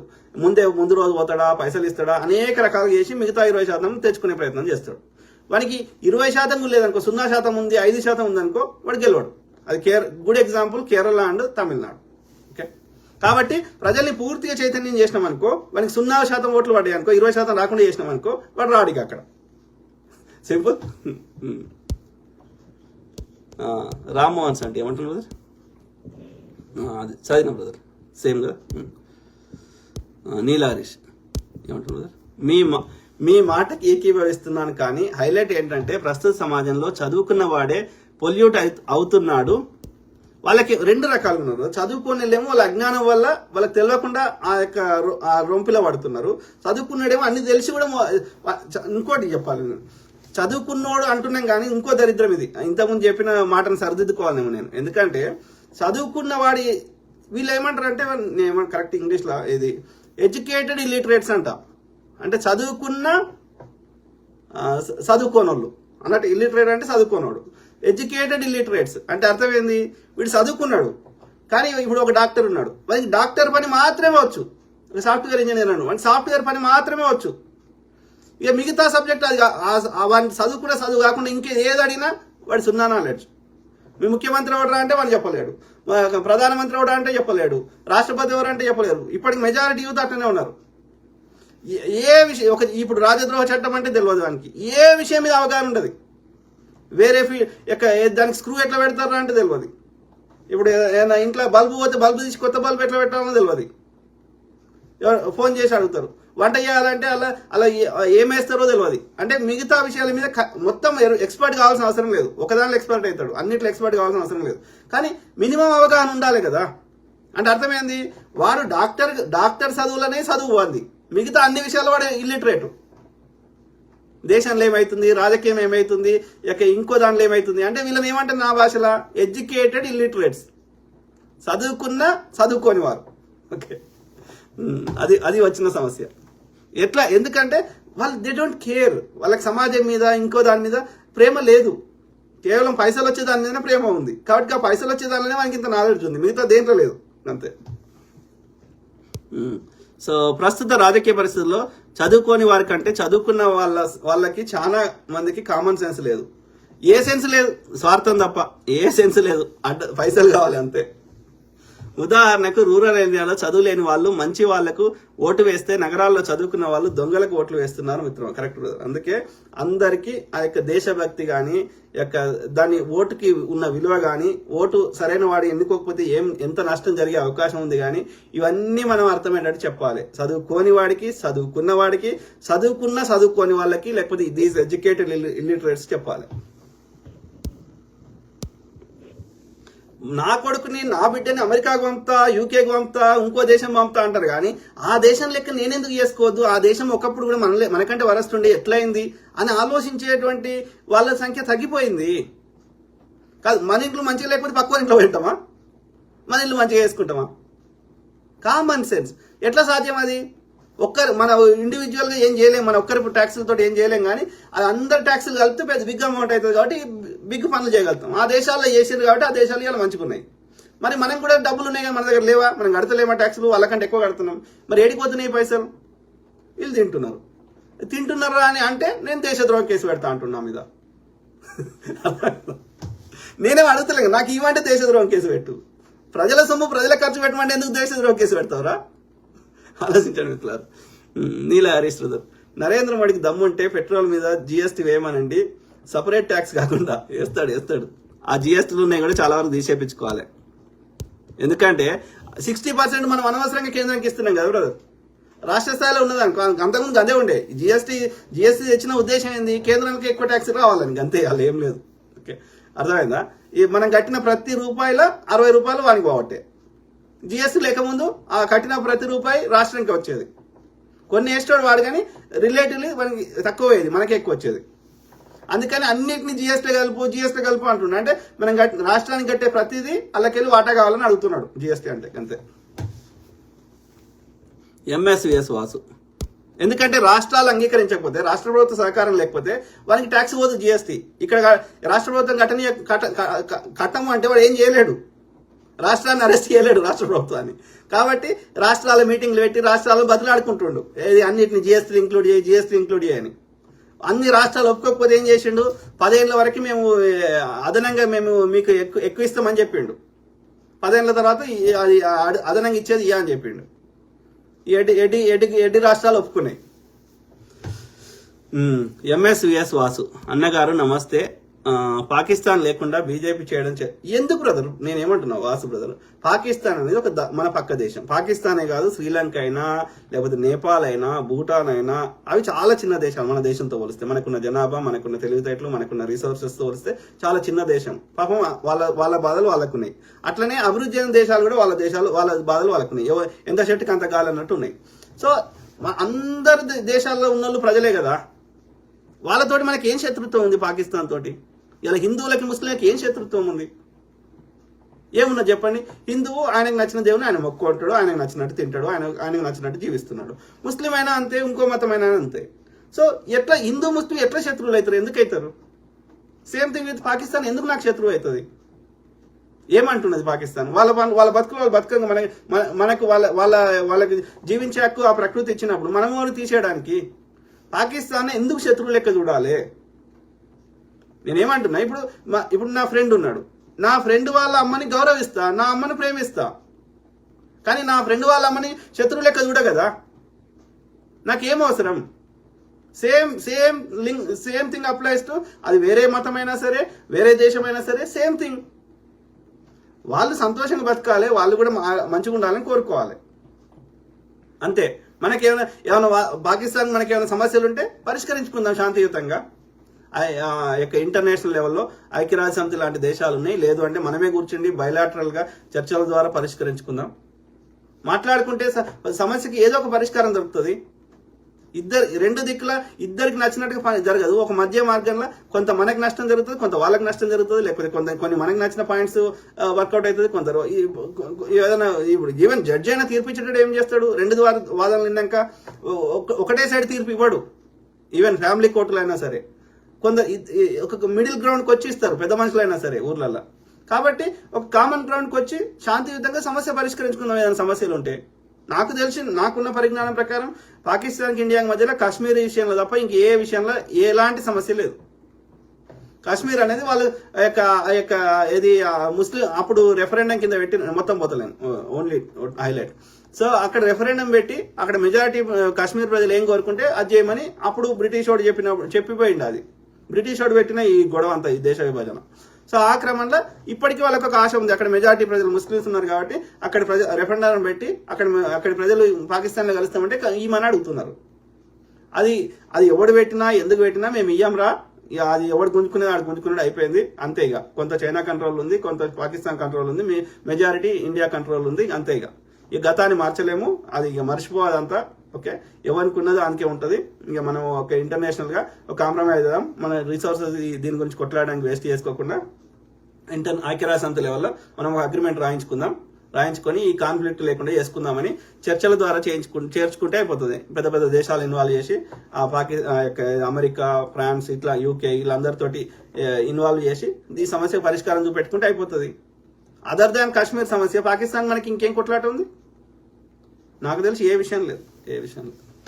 ఎందుకంటే ఒక నదేమో హిమాలయాలను పుట్టిన మూడు మేజర్ నదులు, ఒకటేమో బ్రహ్మపుత్ర చైనా నుంచి, వెస్ట్ బెంగాల్ నుంచి, మయన్మార్ నుంచి, అట్లా అది బంగాళాఖాతంలో కలుస్తుంది. మేజర్ పెద్ద నది గంగా నది మన దేశాన్ని ప్రవహిస్తుంది. ఇండస్ నది, సింధు నది ఎక్కువ శాతం పాకిస్తాన్లో ప్రవహిస్తుంది. సో అక్కడ సమస్య ఏముంది? మిగతా ఏ సమస్య లేవు. MSVS వాసు అన్నగారు నమస్తే. పాకిస్తాన్ లేకుండా బీజేపీ చేయడం చేత కాదు. ఎందుకంటే పాకిస్తాన్ లేకుంటే బీజేపీకి ఎవరిని తిట్టాలో హిందూ మతాలకి ఎలా చిచ్చు పెడతారో అందుకే ఆ వద్దే వద్దు అంటున్నా. అదే అసలు హిందూ ముస్లిం వద్దే వద్దు. ఎస్ నీకు ఓట్లు కావాలి బీజేపీకి. కాంగ్రెస్ కూడా 5 IITలు పెట్టినాక నువ్వు 10 పెట్టు, లేదా 6 పెట్టు, నీకే ఓటేస్తారు, అయిపోయింది కదా. వాడు ఒక్క నాగార్జున సార్ కట్టినాక నువ్వు 4 నాగార్జున సార్ కట్టు, నీకే ఓటేస్తారు కదా. మతం ఎందుకు మనకి? ఇప్పుడు కాంగ్రెస్ వాడు పెట్టిన నాగార్జున సార్ కింద పంటలు పండించుకుంటున్న ఏ మతం వాళ్ళు? కాంగ్రెస్ వాడు పెట్టిన IITలను IIMలో చదువుకుంటున్న వాళ్ళు కానీ పాఠం చెప్తున్న వాళ్ళు కానీ ఎవరు ఏ మతం వాళ్ళు? మెజారిటీ హిందువులే ఉన్నప్పుడు భారతదేశంలో ఏ ప్రభుత్వం చేసినా అది దాని ఫలితాలు ఎక్కువ అనుభవించేది హిందువులే కదా. ఎందుకంటే వాళ్ళ జనాభా ఎక్కువ, ట్యాక్సులు కట్టేటోళ్ళు వాళ్ళే, జనాభా సంఖ్య ఎక్కువ ఉంది కాబట్టి దాని ఫలితాలు అనుభవిస్తున్న వాళ్ళు కూడా హిందువులే కదా, ఏ ప్రభుత్వం వచ్చినా. కాబట్టి ఈ మతం గురించి ఎందుకు వస్తుంది? మతం అనేది నా పర్సనల్ బిలీఫ్ సిస్టమ్, దానికి ప్రభుత్వానికి ఏం సంబంధం? ప్రభుత్వం అనేది మేము కట్టిన ట్యాక్సులను సద్వినియోగపరచడానికి ఉన్నది. వాడు 4 కడితే నువ్వు 10 కట్టు. వాడు స్కాములు చేసినట్టున్నా కాబట్టి నువ్వు స్కాములు చేయకుండా ఇంకా మంచిగా చేయి. వాడు 4 చేసిన అయ్యా నేను 10 చేసిన అని చూపెట్టు, ప్రజలు నీకే ఓటేస్తారు, అయిపోయింది కదా. సమస్య ఎక్కడిది? ఎందుకంటే నీకు చేసేది లేదు. వాడు 10 కడితే నువ్వు ఒక్కటి కూడా కడతలేవు. మరి దీని నుంచి దృష్టి మరల్చాలంటే ఏం చేయాలి? కొట్లాట పెట్టాలి, డైవర్ట్ చేయాలి. అందుకే బీజేపీ ఉన్నంత వరకు పాకిస్తాన్ ఉండాల్సింది. పాకిస్తాన్ మన దేశ భూభాగం కాదు, మనకు సంబంధం లేదు. అన్ని దేశాల లెక్క అదొక దేశం. ప్రపంచంలో 196 దేశాలు ఉన్నాయి, అందులో పాకిస్తాన్ కూడా ఒక దేశం, గంతే. దానికి మనకేం సంబంధం? మన ఊరు కాదు, మన జాడ కాదు, మనకు సంబంధం లేని వ్యక్తి గురించి మనకెందుకు మాట్లాడతాం? భారతదేశంలో ఏమవుతుందో మాట్లాడు, పక్క దేశం గురించి మనకెందుకు? ఉగ్రవాదుల మీదనే దాడులు చేస్తాం అంటున్నారే తప్ప పాకిస్తాన్ మొత్తం కథం ఎందుకు చేయాలి బ్రదర్? ఎందుకు చేయాలి? అది మానవత్వం కదా. అక్కడ ఉన్న వాళ్ళు మనుషులే కదా. అక్కడ కూడా మహిళలు ఉంటారు, అక్కడ కూడా చిన్నపిల్లలు ఉంటారు, అక్కడ కూడా మెజారిటీ ప్రజలు మంచోళ్ళే ఉంటారు. పోనీ ఆధారం అన్న చూపెట్టు. పాకిస్తాన్ భారతదేశం మీద దాడి చేసినట్టు కానీ ఈ యొక్క ఏది ఉగ్రదాడి చేసినట్టు చూపెట్టు, ఒక్క ఆధారం చూపెట్టు.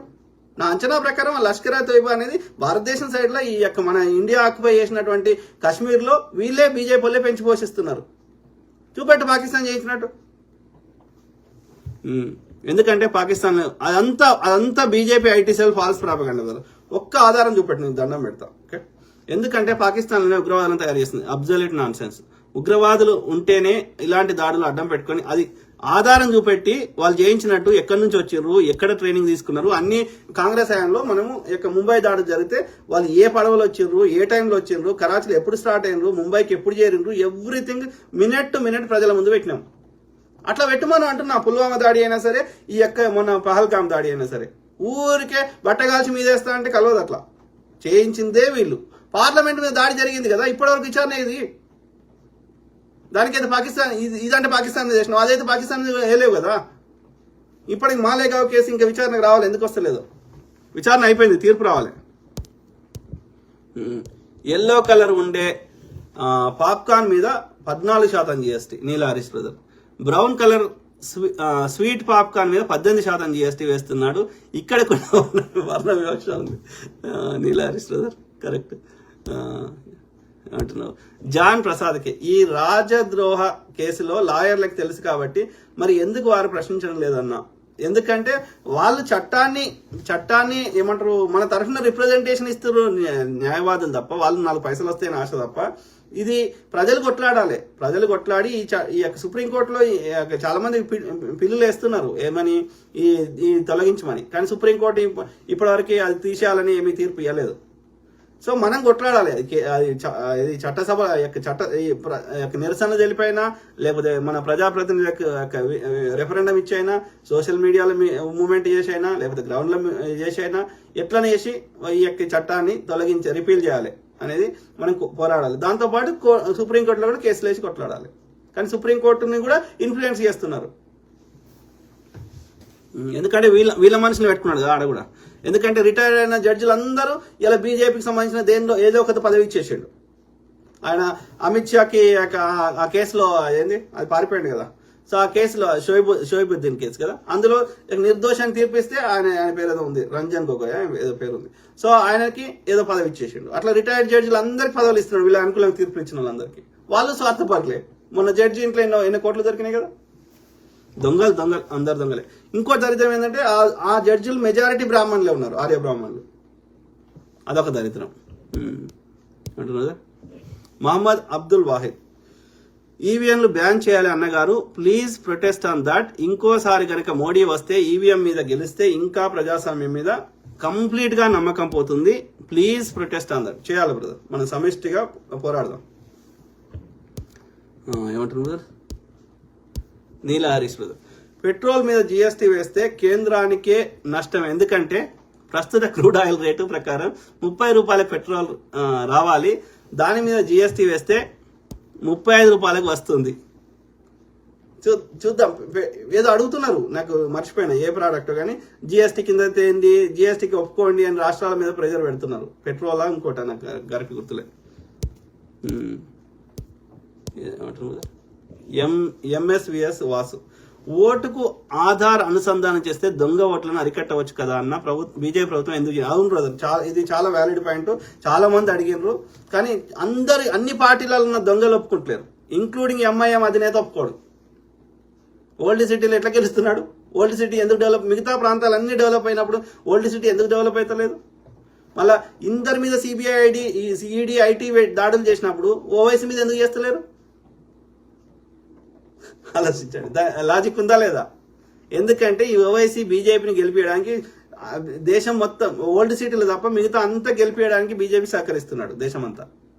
ఈయన పోయి హిందువులను తిడతాడు, తిట్టగానే ఏమవుతుంది? అక్కడ ఉన్న సెక్యులర్ గా కాంగ్రెస్ కో ఇంకో సెక్యులర్ పార్టీకి ఓటేద్దాం అనుకున్న హిందువులు ఏమేం చేస్తారు? సెక్యులర్ హిందువులు ఈయన పోయి ఒక అభద్రతా భావాన్ని హిందువులు క్రియేట్ చేయగానే అవన్నీ బీజేపీ ఉంటేనే మాకు రక్షణ ఉంటుందేమో ఒక భయోత్పాతాన్ని క్రియేట్ చేసి దాన్ని సెక్యులర్ మెజారిటీ సెక్యులర్ హిందువుల ఓట్లని వేరే సెక్యులర్ పార్టీలో పడకుండా బీజేపీ అటాక్ చేయడానికి ఈ ఓవైసీ తోటి తిట్టిపించుకుంటారు.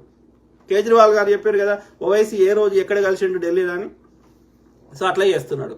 సో అక్కడున్న ముస్లింల ఓట్లన్న, కనీసం ముస్లింల ఓట్లన్న సెక్యులర్ పార్టీలకు పడతాయేమో అంటే ఆ సెక్యులర్ పార్టీ పడకుండా ఈయన పోటీ చేస్తున్నాడు ఈ ఓవైసీ. అంటే ముస్లింల ఓట్లేమో ఓవైసీ ఎంఐఎం కొట్టేటట్టు చేసుకుంటుండు, హిందువుల ఓట్లేమో బీజేపీ కొట్టేటట్టు చేస్తున్నాడు ఈ హేట్ స్పీచ్ ఇచ్చి. ఈయనతో ఇప్పిస్తుంది వాడు అమిత్ షా, లేకపోతే బీజేపీ సంబంధించిన వాళ్ళు. ఇది అమిత్ షా చాణక్యం. ఓకే, ఈ ఓల్డ్ సిటీలు ఏం చేస్తున్నాడు? వేరే వాళ్ళని అక్కడ పేదరికాల నుంచి పైసలు లేకుండా చేసి, అక్కడ అభివృద్ధి చేయకుండా చేసి, ఓల్డ్ సిటీలో వాళ్ళని అట్లా కఠినంగా ఉంచి వాళ్ళని భయోత్పాతానికి గురి చేసి భయపెట్టించుకొని ఓట్లు వేయించుకుంటుండ్రు. అందుకని ఓల్డ్ సిటీని డెవలప్ చేయడు. Very unfortunate. దొంగలు ఒళ్ళు పంచుకుంటారు. అదే ఎవరో షేర్ చేసిరు, అది తడి చెత్త, ఇది పొడి చెత్త అని. రెండు చెత్తనే, ఏది బీజేపీ అండ్ ఎంఐఎం ఇద్దరు తోడు దొంగలే. కాయన్కి రెండు దిక్కుల, వీడు బొమ్మ అయితే వాడు బొరుసు, ఇద్దరు ఒకరితో ఎవరు సహకరించుకుంటారు. అందుకే వాని మీద ఇప్పుడు కాంగ్రెస్ ఉన్నప్పుడు అది లోకల్ పార్టీ ఉండే ఎంఐఎం, ఇవాళ జాతీయ పార్టీ అయింది. ఎట్లయితుంది? బీజేపీ సహకారం లేకుండా అది ఇంపాసిబుల్. ఓకే, అన్ని పార్టీల మీద వాళ్ళ బ్యాంక్ అకౌంట్లు రద్దు చేసిండ్రు, వాళ్ళ మీద సిబిఐ ఈడీ దాడి జరిగినాయి, ఒక్క ఎంఐఎం తప్ప. అర్థమైందా? సో ప్లస్ వాళ్ళ యొక్క పర్సనల్ ఆస్తులు కూడా 5,000 కోట్లు ఉంటే ఇప్పుడు 50,000 కోట్లు ఎంతనైనాయి ఈ ఓవైసీ బ్రదర్స్. ఎట్లా సాధ్యం? బీజేపీ అండదండలతోటి సాధ్యం. దొంగలు ఉరువాచుకుంటారు, ఇద్దరు దొంగలే. వాడు పాకిస్తాన్తో కంపేర్ చేయడం అర్థమైంది. పాకిస్తాన్ లెక్క చేయాలి ఇండియాని, అంతదాకా వదిలిపెట్టరు అన్నట్టు. అమెరికాతో పోల్చుకోండిరా, ఫ్రాన్స్ తోటి పోల్చుకోండి, యూకే తోటి పోల్చుకోండి, ఇంకా పెద్ద దేశాలతో పోల్చుకోండి, అభివృద్ధి చెందిన దేశాలతో ఏమంటారు జపాన్ తోటి పోల్చుకోండి, లేకపోతే సింగపూర్ తోటి పోల్చుకోండి, లేకపోతే దుబాయ్ తోటి పోల్చుకోండి, కువైట్ తోటి పోల్చుకోండి, సౌదీ అరేబియా తోటి పోల్చుకోండి. మనకంటే అభివృద్ధి చెందిన దేశాలు, చెందుతున్న దేశాలతో పోల్చుకోండి. కానీ పాపం వాళ్ళ కష్టాలు వాళ్ళు పడుతున్న పాకిస్తాన్ తోటి పోలుస్తున్నాం అంటే అర్థమైంది? పాకిస్తాన్ లెక్క చేసేదాకా భారతదేశాన్ని వదిలిపెట్టారని అర్థం ఈ అంధభక్తులు. ఎందుకంటే వాళ్ళు ఈ ఆర్య బ్రాహ్మణులు వాళ్ళు ఒక్క దగ్గర నుంచి వచ్చిన వాళ్ళే కదా కదా మిత్రులారా. సో అది ఇక కాకుండా ఈ సెడేషన్ యాక్ట్ చదువుదామన్నా కానీ దాని సారాంశం ఇది చెప్పినా. ఓకే, అర్థమైంది కదా.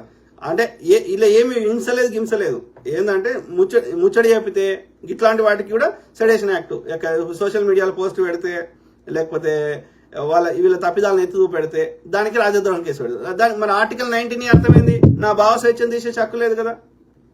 అంటే దాని చట్టాన్ని వేగ్గా డిఫైన్ చేశారు.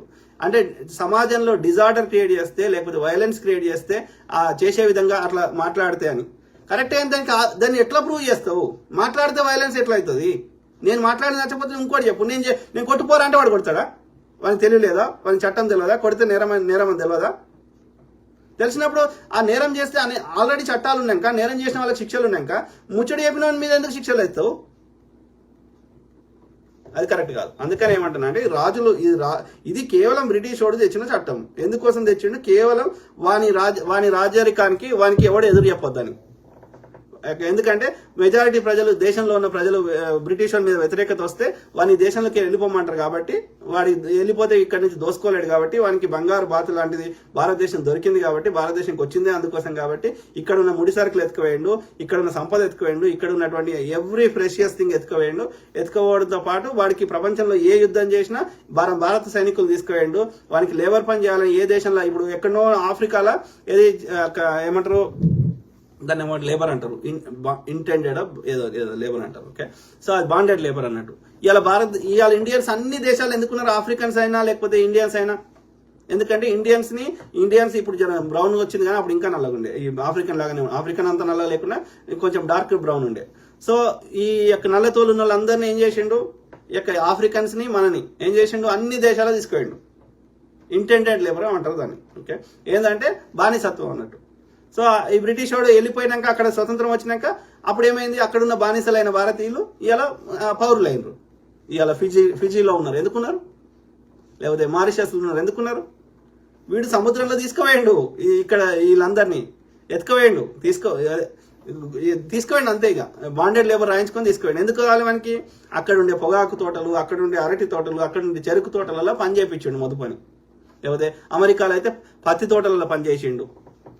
అంతకుముందేమో ఈ ఆఫ్రికన్స్ తోటి చేయించేటాడు, ఇప్పుడేమో మెక్సికన్ తోటి చేయించుతున్నారు అమెరికాలో ఈ మొద్దు పని. ఓకే, అందుకని ఇప్పుడు సౌత్ అమెరికా అంటే కింద ఉన్న రాష్ట్రాలకు, ఇప్పుడు అమెరికాలో సివిల్ వార్ ఎందుకైంది? కింద ఉన్న రాష్ట్రాలు ఏమంటున్నాయి? ఈ లేబర్ పోవద్దని, ఈ బానిసత్వం పోవద్దని, ఈ నల్లది. ఈ పైన ఉన్న రాష్ట్రాలు ఏమంటున్నాయి? బానిసత్వం పోవాలని. దాంట్లోనే కొట్లాడింది అమెరికాలో సివిల్ వార్. ఏమంటారు ఎవరు? నీలా హరీష్. కరెక్ట్. సోహబుద్దీన్ ని హైదరాబాద్ లో చంపించారు. చంపిన వ్యక్తి నయీంతో పని అయిపోయింది కాబట్టి కేసీఆర్ కి చెప్పి ఫేక్ ఎన్కౌంటర్ లో నయీం ని చంపించాడు అమిత్ షా. కరెక్ట్. ఎందుకంటే నయీం బతుకుంటే ఇవన్నీ ఏదో ఒక రోజు బయటపడతాయి కాబట్టి చంపించాడు. నయీంనే కాదు, నేను మధ్యప్రదేశ్ లో అనుకుంటున్నా, కరెక్ట్ గుర్తులేదు, ఒక వ్యక్తి ఇట్లా ఇద్దరు పోలీసులు పట్టుకుని పోతున్నారు. ఆయన ముఖానికి ముసుగేసారు, వేసి తీసుకుపోతున్నారు ఒక 3-4 years బ్యాక్. తీసుకుపోతుంటే ఆయన ఫోన్ పట్టుకొని నాకు అన్ని ఆధారాలు ఉన్నాయి, నేను కోర్టులో చెప్తానన్నాడు. అనుకుంటూ పోతున్నాడు, విలేకరు అడుగుతున్నాడు. అది పెద్ద కేసే, ఏదో బీజేపీ లీడర్ సంబంధించింది. ఇవన్నీ బయట పెడతా ఎవడు చేయించిండు, అన్ని బీజేపీ లీడర్లు చేయించారని. అంటే తెల్లారు చూస్తే ఎన్కౌంటర్ అయి ఉన్నాడు, ఆయన రోడ్డు మీద చంపేసి ఉన్నారు. అంటే ఆ తీసుకొని పోలీసులే చంపేశారు. ఎవరు చంపేపించారు? ఆ బీజేపీ లీడర్ చంపించిండు. ఎందుకు చంపించిండు? ఎందుకంటే ఆయన కోర్టులో చెప్తే ఆయన మొత్తం వీళ్ళ బతుకులని బయటపడతాయి కాబట్టి. సో ఇట్లా నడుస్తుంది. అంటే ఆ పోలీసులు వీళ్ళ అనుకూలమైన మనుషులు ఉన్నారని అర్థమవుతుంది. వెరీ అన్ఫర్. ఇప్పుడు హేమంత్ కర్కరే ఆయన ముంబై దారిలో చనిపోయినట్టే క్రియేట్ చేశారు. ఆయన పుస్తకం రాసిండు ఎస్ఆర్ ముషరఫ్ గారు, ఏంది ఊకిల్డ్ కర్కరే అని. ఎవరు చంపినరు? హేమంత్ కర్కరే వాళ్ళ కొలిగి చంపిండట. ఎందుకంటే ఆయన బీజేపీ ఆర్ఎస్ఎస్ మనిషి అంట. ఎందుకు చంపిండు కర్కరే గారిని? ఎందుకంటే ఈ మాలేగావ్ వీటన్ని కేసులలో విచారణ చేస్తున్నాడు ఆయన. వీళ్ళకి సంబంధించిన అన్ని ఆధారాలు నాకు దొరికినాయి, వీళ్ళ ల్యాప్టాప్లని. సో కాబట్టి రేపు కోర్టులో ఈ మాలేగావ్ కేసు విచారణకు వస్తే తలకాయ నొప్పి అని చెప్పి ఆయన చంపించాడు పోలీసులతో అట్లా. సో అది కేసీఆర్ అనే ఆయన ఇప్పుడు ఆయనతోటి 2,000 కోట్ల వరకు ఎందుకు వాడుకున్నారు నయీంని? అలా పంపించింది ఎవరు? నయీం క్రియేట్ చేసింది ఎవరు? చంద్రబాబు నాయుడు గారు.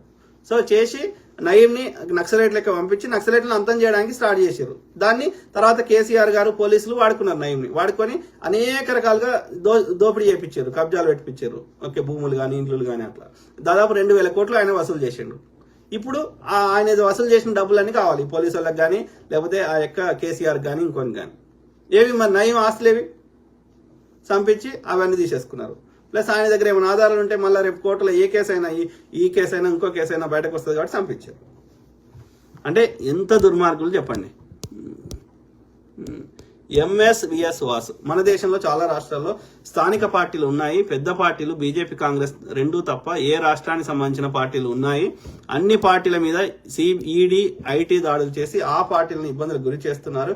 కానీ ఎంఐఎం పార్టీ మాత్రం చాలా నీతి నిజాయితీ గల పార్టీ అనుకుంటా, అందుకనేమో ఈడీ ఐటీ ఆ పార్టీ వైపు చూడడం లేదన్న. కరెక్ట్ కదా, ఎందుకంటే ఎంఐఎం బీజేపీని గెలిపిస్తుంది అనేక రాష్ట్రాలు కాబట్టి, బీహార్లో కావచ్చు, మధ్యప్రదేశ్లో కావచ్చు, ఇంకో కొన్ని రాష్ట్రాల్లో కావచ్చు. వెస్ట్ బెంగాల్ మాత్రం దీదీ ఏం చేసిందంటే ఆమె తెలివితేటలు వాడి అక్కడ ఎంఐఎంను పోటీ చేయకుండా చేసింది. అదర్ దాన్ దట్ మిగతా చాలా చోట్ల ఎంఐఎం కాంగ్రెస్ 70 ఏళ్ల కాంగ్రెస్ పరిపాలనలో ఓన్లీ ఓల్డ్ సిటీలే ఉండే, ఒక 8 సీట్లు 7 సీట్లకు ఉండే, 5,000 కోట్లే వాళ్ళ ఆస్తి ఉండే. ఇలా 50,000 కోట్ల ఆస్తి అయింది, ఒక జాతీయ పార్టీ అయింది ఎంఐఎం. ఎవరు సహకరిస్తున్నారో మీరు ఆలోచించమని మేము ప్రాధాయపడుతున్నాం. సింపుల్, వాస్తవాలు మారాయి కదా. నీల హరీష్ అప్పుడు ఇంకా సమస్య మిత్రమా? లేదు బ్రదర్, ఓటుకి ఆధార్ లింక్ చేస్తే ఎవరో వ్యతిరేకిస్తారు. అందరికంటే ఫస్ట్ ఆధార్ని లింక్ చేయొద్దని వ్యతిరేకించిన వాడు ఇతనే. ఎవరు? మన ఎంఐఎం, ఆయన ఓవైసీఏ. ఎందుకని? బిగ్గెస్ట్ ఫ్రాడ్ ఓట్స్ ఉన్నది ఈ ఓల్డ్ సిటీలో. ఆయన పేరేంది, నాంపల్లిలో పోటీ చేసిన ఆయన పేరేందో మర్చిపోతే. సో ఆయన ఎన్నిసార్లు చెప్పిండు, ఎక్కువ ఫేక్ ఓట్స్ ఉన్నాయి. ఒక్క ఇంట్లో 10 మంది ఉన్నట్టుగా అట్లా ఫేక్ రాయించడం. ఆధార్ లింక్ చేసి ఫేక్ ఓట్లు పోతాయి. అర్థమైందా? ప్లస్ తర్వాత పోయి ఇష్టం ఉన్నట్టు గుద్దుకోవడానికి కూడా ఉండదు ఆధార్ లింక్ చేస్తే. కాబట్టి ఆధార్ లింక్ చేస్తే చాలా బెటర్. సమస్యలు ఏమొస్తాయి బ్రదర్, నీల హరీష్ బ్రదర్? ఆధార్ లింక్ చేస్తే కొత్త సమస్యలు ఏమొస్తాయి? నాకైతే అనిపిస్తలేదు. ఈ ఫేక్ అంతా వెళ్ళిపోతుందని నేను అనుకుంటున్నాను. ఎట్లా పడితే అట్లా గుద్దుకోవడానికి ఉండదు కదా. వెరిఫికేషన్ చేసినాకనే ఒక్క ఆధార్ సంఖ్యకి ఒకటే ఒకటి ఉంటుంది. ఇప్పుడు ఇష్టం ఉన్నట్టు చేస్తున్నారు కదా. జాన్ ప్రసాద్కి రేపు ఇదే కేసు మీ మీద పెడితే ఏం చేస్తారు? మీకు మేము ఏ విధంగా సపోర్ట్ చేయాలి అన్నయ్య గారు? ఏం చేస్తాం? రాజ్యాంగబద్ధంగా మంచి లాయర్ని హైర్ చేసుకొని కొట్లాడాలి. అరే నా భావస్వేచ్ఛను తీసేసి హక్కు లేదురా, ఇది ఆర్టికల్ 19A, ఈ చట్టమే తప్పు, ఈ చట్టాన్ని ఎత్తేయాల్సింది ఉంది అని కొట్లాడతాం. కొట్లాడిన కేసు పెడితే ఏం చేస్తాం? శిక్ష అనుభవిస్తాం.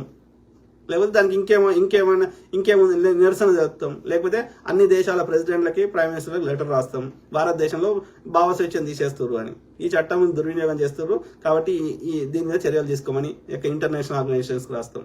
కానీ కాకపోతే నేను ఈ ఇండియాలో ఉన్న జ్యూరిడిక్షన్ కింద రాను కదా.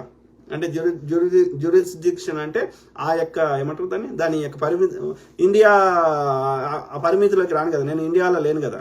కాబట్టి ఆ జ్యూరిడిక్షన్లో రాను కాబట్టి నా మీద చర్యలు తీసుకోలేదు ఇక్కడ ఉన్నంతవరకు.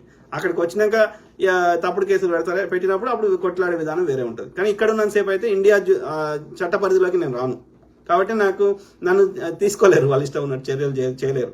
ఇక్కడ ప్రభుత్వాన్ని రిక్వెస్ట్ చేసుకోగలుగుతారు. నేను ఏమైనా నిజంగా వాళ్ళకి తప్పు చేసిన అనిపిస్తే వాళ్ళు ఒక దేశానికి ఇంకో దేశానికి మధ్యలో ఈ ఇంటర్పోల్ అనేది పెట్టుకొని, ఇంటర్పోల్కి అరెస్ట్ చేసే అధికారం కూడా లేదు. ఓకే, అది కూడా అలా కూడా రకరకాల నోటీసులు ఉన్నాయి. అంటే పెద్ద అఫెన్స్ ఇవ్వాలి ఇంటర్నేషనల్ లెవెల్లో, చాలా పెద్ద అఫెన్స్. అంటే ఇంటర్నేషనల్ లెవెల్లో డ్రగ్స్, ఇంటర్నేషనల్ లెవెల్ టెర్రరిజం చేస్తే అప్పుడు ఇంటర్పోల్ అనే ఒక ఇంటర్నేషనల్ ఆర్గనైజేషన్ ద్వారా అప్పుడు వాళ్ళు ఏమన్నా ఆ దేశాల వాళ్ళకు ఇంటర్పోల్కి ఏ దేశంలో పోయి అరెస్ట్ చేసే అధికారం లేదు.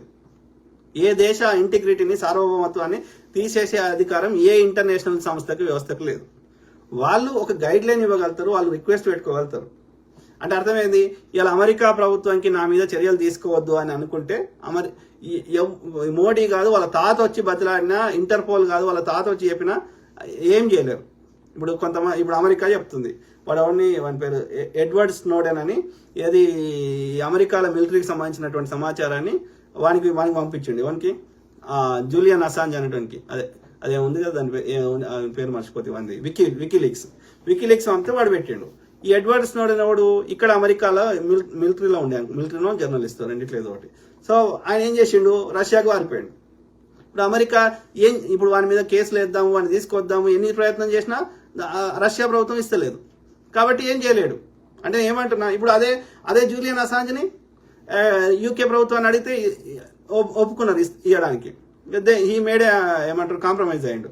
ఓకే, సో అమెరికా పెట్టిన కండిషన్స్ ఒప్పుకున్నాడు. ఆ విధంగా ఆయనను 7 ఏళ్ల తర్వాత ఆ యొక్క ఎంబసీలో దాక్కుంటే, ఏ దేశం ఎంబసీ, యూకేలో ఉన్నది ఆ ఎంబసీ, ఏదో దేశం నేను మర్చిపోయాను.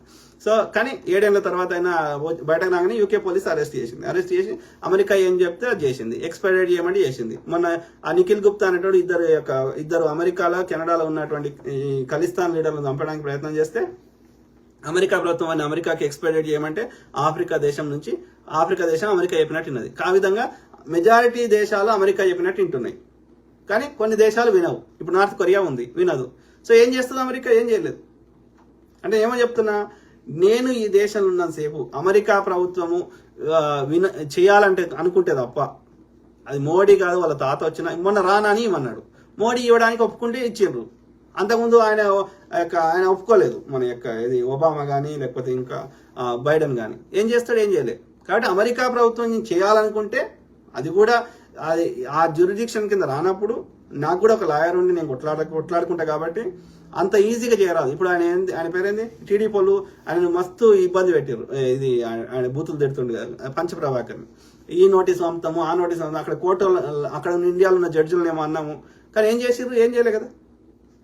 ఏదైనా రెడ్ నోటీస్ అది అని మీడియాలో ఇది తప్ప ఆయనకి ఏం చర్యలు తీసుకోలేదు. అమెరికా ప్రభుత్వం ఎవరు అరెస్ట్ చేయాలి కదా. సో కాబట్టి నేను ఏమంటున్నా అంటే అంత ఈజీ కాదు. అక్కడి దేశంలో ఉన్న ప్రభుత్వాలు అంగీకరించితే, అది కూడా అమెరికాలో ఏంది అంటే చట్టాలు ఉంటాయి కాబట్టి నేను అమెరికా ప్రభుత్వం కూడా నా మీద ఊరికే తప్పుడు కేసులు పెట్టి చేయడానికి లేదు. ఎందుకంటే ఇక్కడ నేను కూడా లాయర్ని హైర్ చేసుకొని అమెరికా కోర్టులో కూడా నేను నేరం చేసినట్టు ప్రూవ్ చేయాలి కదా, ఆధారం చూపెట్టాలి కదా నేను నేరం చేసినట్టుగా. ఏం చూపెడతావు? సోషల్ మీడియాలో మాట్లాడితే నేరం అని ఎట్లా అంటావు? అనలేవు కదా. నాకున్న బాబు వచ్చే కదా. అమెరికా చట్టమైన అదే చెప్తుంది, ఇండియా చట్టమైన అదే చెప్తుంది కదా. సో కాబట్టి ఇండియాలో ఏంటంటే పోలీసులు దుర్మార్గులు, ఇక్కడ పోలీసులకి అట్లా చేస్తే వాళ్ళ ఉద్యోగాలు పోతాయి కాబట్టి ఇక్కడ అంత ఈజీ కాదు. ఇండియాలో ఎందుకు అబ్యూజ్ అవుతున్నదంటే ఆ యొక్క పోలీసులని వాళ్ళు తమ దిక్కు తిప్పుకోగలుగుతున్నారు, పోలీసులను కూడా ఇన్ఫ్లుయెన్స్ చేయగలుగుతున్నారు. అందుకే నేను ఏమంటున్నా ఆ వ్యవస్థ పోవాలరా అంటే ఇండియాలో ఉన్న పోలీసులని మనమే ఎన్నుకోవాలి అంటున్నా. పోలీస్ అధికారులని డిఐజీఓ డీజీపీ ఎవరు ఉంటారు కదా వాళ్ళని ప్రజలే ఎన్నుకోవాలి. అన్నిట్లో కూడా ఒక బెంచ్ లాగా ఉండాలి, ఒకటే వ్యక్తి ఉండవద్దు. ఒకటే వ్యక్తి అయితే వాడికి ఇన్ఫ్లుయెన్స్ అవుతాడు. ఒక బెంచ్ లాగా ఉంది అనుకో, ఒక 3-5 ధర్మాసనం లాగా, అప్పుడు ఒక కలెక్టివ్ డెసిషన్ వస్తుంది. ప్లస్ ఆ డెసిషన్ మేకింగ్ వాళ్ళు ఏది ఒక దేశం మీద ప్రేమ ఉన్న వాళ్ళు ఉండాలి. రిటైర్డ్ దేశభక్తి మంచి అవార్డు వచ్చిన ఆర్మీ ఆఫీసర్లు, లేకపోతే ఉత్తమ ఉపాధ్యాయులు, లేకపోతే సమాజానికి పెద్ద సేవ చేసిన సంఘ సేవకురాళ్ళు, ఇట్లాంటి వాళ్ళని స్వతంత్ర పోరాటం అంటే అప్పుడు ఎప్పుడు అయిపోయింది. కానీ దేశం మీద ప్రేమ ఉన్న వాళ్ళు, జెన్యూన్ గా దేశం మీద ప్రేమ ఉన్న వాళ్ళని మాత్రమే వాళ్ళు ప్రూవ్డ్ అంటే వాళ్ళ క్యారెక్టర్ ని దేశం మీద ప్రూవ్ అయిన వాళ్ళని మాత్రమే ఈ నిర్ణయం చేసే ఇండిపెండెంట్ గా పనిచేసే వ్యవస్థలు అన్నిట్లలో పెట్టాలి. వాళ్ళని కూడా ప్రజలు ఎన్నుకోవాలి. అర్థమైందా? అంటే హ్యూమన్ రైట్స్ కమిషను, హైకోర్టు జడ్జిలు, సుప్రీంకోర్టు జడ్జిలు, డీజీపీలు ఇట్లాంటివి ప్రజలే ఎన్నుకున్నారు అనుకో, అవి ఇండిపెండెంట్ పనిచేసే అవకాశం ఉంటుంది. అప్పుడు ఏమవుతుంది? ప్రభుత్వంలో ఎవరైనా తప్పు చేసినా వాళ్ళని కూడా అరెస్ట్ చేస్తారు. ఇప్పుడు ఏమవుతుంది? ప్రభుత్వంలో ఉన్న వాళ్ళు వాళ్ళకి అనుకూలమైన అధికారులను పెట్టుకుంటే అవి ఆ పార్టీల అనుబంధ సంస్థలు లెక్క పనిచేస్తున్నాయి. అంటే ప్రభుత్వంలో ఎన్ని లోపాలు జరిగినా వాళ్ళ మీద చర్యలు తీసుకుంటలేరు. కానీ సామాన్యుల మీద మాత్రం ఏ తప్పు చేయకుండా తప్పుడు కేసులు పెడుతున్నారు. ఇది పోవాలంటే వాళ్ళని మనమే ఎన్నుకోవాలి. ఓకే, నిజాయితీ గల వాళ్ళని ఎన్నుకోవాలి. సింపుల్. నీలా హరీష్ బ్రదర్, ఆధార్ని లింక్ చేస్తే ఆధార్ మినిస్టరీ కేంద్రం చేతిలోనే ఉంటారు. లాక్ ఓపెన్ చేసి అందరి ఓట్లు వేసి కూడా గెలవచ్చు. అలా కూడా ఛాన్స్ ఉంది కదా, కేవలం నా అనుమానం. అంతే అంటావు బ్రదర్? ఆధార్ లింక్ చేస్తే నేను ఓటే అంటారా? వాడే ఓటేసుకోవచ్చా మన తరఫున? ఇక అట్లా చేస్తే ఎన్నికలే వద్దు. ఇక అది జెన్యున్ గా ఎన్నికలు అయితేనే మన ఏం లాభం. ఇక వాడు మోసం చేయడానికి ఏ అవకాశం ఉన్నా వాడు దాన్ని వాడుకుంటా అంటే ఎన్నికలు ఎందుకు? ఇక చింపేసే రాజ్యాంగము, టైం వేస్ట్ కదా. చాలా దేశాలకు ఇప్పటికి ఎన్నికలు లేవు కదా brother. Firoz Khan, Wahid Shahi Ali, Firoz Khan Nampally, correct brother. John ప్రసాద్కే చెప్పిన బ్రదర్. సో అంత ఈజీ కాదు బ్రదర్. నేను అమెరికాలో ఉన్నంతైతే ఈజీ కాదు. ఓకే, వాళ్ళు ఎన్ని రిక్వెస్ట్లను పెట్టుకొని ఏమన్నా అని అమెరికా ప్రభుత్వం కూడా అంత ఈజీగా చర్యలు తీసుకునే అవకాశం లేదు. ఉన్నా కొట్లాడతాం, ఏం చేస్తాం. అమెరికా కానీ అంత ఈజీ కాదు అమెరికాలో ఉన్నంత. ఎందుకంటే మన యొక్క ఇండియా జ్యూరిడిక్షన్ కింద రాదు, ఆ పరిధిలో రాదు, ఆ చట్ట పరిధిలో రాదు. కాబట్టి ఏం కాదు. ఫేస్బుక్ అనేది అదేం నేను నేరం చేస్తలేం కదా, నేను ముచ్చట చెప్తున్నా కదా, విషయ పరిజ్ఞానం చేస్తున్నా కదా, అదే నేరం కూడా కాదు కదా. ఇండియా చట్టమైనా అమెరికా చట్టమైనా ఏం కాదు. వాహిద్ షా అల్వి, ఈ ఎంఐఎం పార్టీ ఇతర రాష్ట్రాల్లో పోయి పోటీ చేస్తుంది, కానీ జిహెచ్ఎంసీ ఎన్నికల్లో పూర్తిగా పోటీ చేయరు, గెలిచిన స్థానంలో మాత్రమే నిలబడి గెలుస్తారు, అంతే. కరెక్ట్.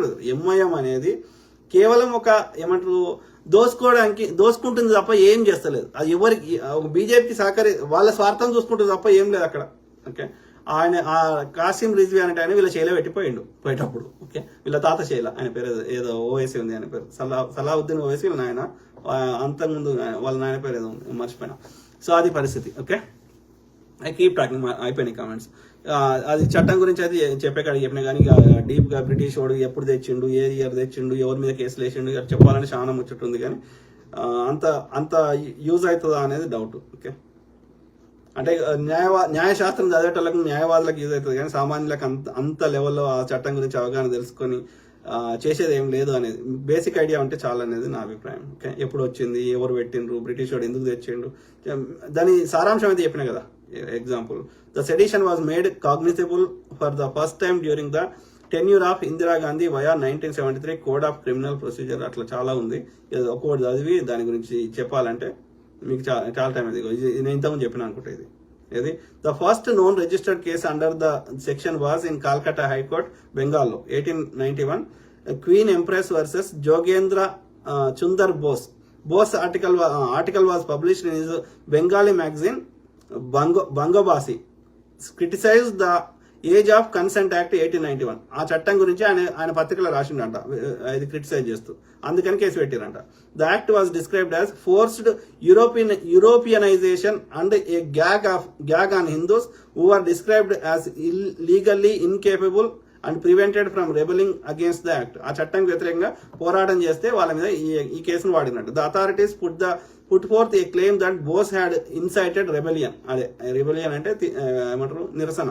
ఓకే, అదే ఇప్పుడు రెబెలియన్ అంటారు కదా, తిరుగుబాటు. రెబెలియన్ ఇస్ తిరుగుబాటు. In his instructions to the jury, the chief justice William Comer Petheram explained the meaning of disaffection as a feeling contrary to affection, in other words dislike or hatred, and linked it with disobedience towards the government. అంటే వాళ్ళ యొక్క మేము ఒప్పుకోలేదు, మా చట్టాలకు గౌరవించలేదు అని అర్థం. Bose was nevertheless released on bail and the case was dropped. అట్లా స్టార్ట్ అయిందంట. అది ఫస్ట్ కేసు అంట. అంటే నిరసన తెలిపే హక్కును కూడా తీసేయడానికి తెచ్చిన చట్టం బ్రిటిష్ వాడు అని అర్థం ఇది. ఎందుకంటే వాళ్ళ మీద తిరుగుబాటు రావద్దని. ద సెడిషన్ ట్రయల్ ఆఫ్ ఇంకోటి లోకమాన్య తిలక్ అని చెప్పింది. The sedition trial of 1897 against Lokmanya Tilak is historically famous. Tilak, a lawyer by training, was also politically active in support of independence. స్వతంత్రం కోసం కొట్లాడుతుండే. He established and published 2 dailies, Kesari in మరాఠీలో కేసరి అనే పత్రిక, అండ్ మహారాట్టా ఇన్ ఇంగ్లీష్ లో మహారాట్టా అనే పేరుతోటి. Both being published from Pune నుంచి పబ్లిష్ అయ్యేదంట Lokmanya Tilak.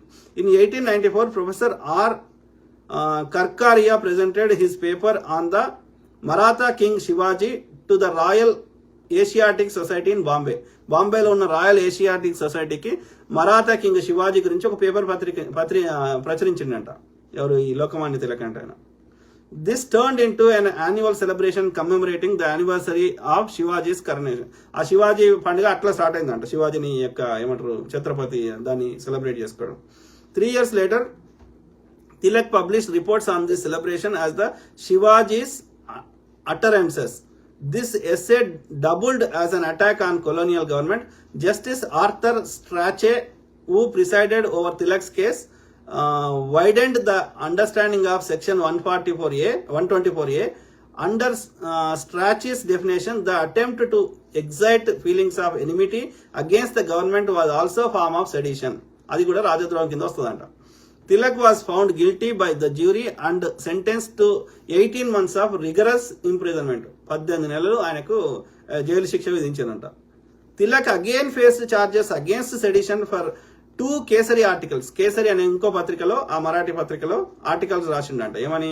Title the country's misfortune 12th May 1908 and these remedies are not lasting 9th June 1908. ఆ యొక్క 1908లో 2 ఆర్టికల్స్ రాసిండంట. Once again, Tilak was found guilty under the newly drafted section 124A and sentenced to 6 years of imprisonment in Burma. ఈడుంటే ఈడు మన బతకనియాడు, ఈ జైల్లో ఉన్నా మళ్ళీ వీళ్ళు నిరసన తెలుపుతారని బర్మాకు పంపించారంట. రాజద్రోహం కేసు కింద ఈ 2 ఆర్టికల్ రాసినందుకు బర్మా. అంటే వాళ్ళు బ్రిటిష్ గవర్నమెంట్ ఎంత భయపడి, ఎవడు ప్రశ్నిస్తే, ఎవడు ఒక సబ్జెక్ట్ మాట్లాడితే వాళ్ళ మీద ఇట్లాంటి దేశద్రోహం కేసులు పెట్టి అట్లా శిక్షించారు. అంటే అది రాజరిక వ్యవస్థ కదా, అది ప్రజాస్వామ్యం కాదు కదా. బ్రిటిష్ రాని ఏం చెప్తే అదే నడిచింది కదా. So despite the verdict, this trial according to the historian Mithi Mukherjee marked a fundamental discursive rupture in the history of empire and paved the way for mass anti-colonial movements under the leadership of Gandhi. ఇట్లా చేయడం వల్ల ఇట్లాంటి కేసులు పెట్టడం వల్ల గాంధీ గారి నాయకత్వంలో అనేకమైనటువంటి ఈ యొక్క ఏమంటారు ఇంకా ఎక్కువ పోరాటాలు అయినాయంట. ఎందుకంటే ఎక్కువ సపరేట్ చేస్తే ఎక్కువ పోరాటాలు అవుతాయి. Okay, in 1922 Mahatma Gandhi's 3 articles for young India resulted into his and Shankar Lal bankers imprisonment under the sedition act. Gandhi గారిని అట్లనే శంకర్ లాల్ అనేట ఆయన కూడా ఆయన 3 articles ప్రచురించిందట యంగ్ ఇండియా అనే ఆయన పత్రికలో. అందుకని ఆయన మీద కూడా సెడిషన్ చట్టం చేసినట. While appearing in court Gandhi referred to section 124A as the prince among the political sections of the Indian penal code designed to suppress the liberty of the citizen. మా యొక్క స్వతంత్రాన్ని తీసేయడానికి ఇది తెచ్చిన దరిద్ర చట్టం అని చెప్తున్నాడు. పోస్ట్ ఇండిపెండెన్స్ స్వతంత్రం వచ్చినాక in 1951 the Punjab High Court ruled section 124A to be unconstitutional అని చెప్పిందంట Punjab high court. A similar ruling was passed in 1959 by the Allahabad High Court, which also concluded that it struck at very root of free speech. Free speech ని ఇది భంగపరుస్తుంది ఇట్లాంటిది, కాబట్టి ఈ చట్టాన్ని కొట్టేయాలని అనేక సార్లు తీర్పులు కూడా వచ్చినాయి. The government of India appealed to Supreme Court of India, which is in 1962 ruled that speeches against the government or political parties were not illegal while upholding it as the applicable to separatism by persuasion or force.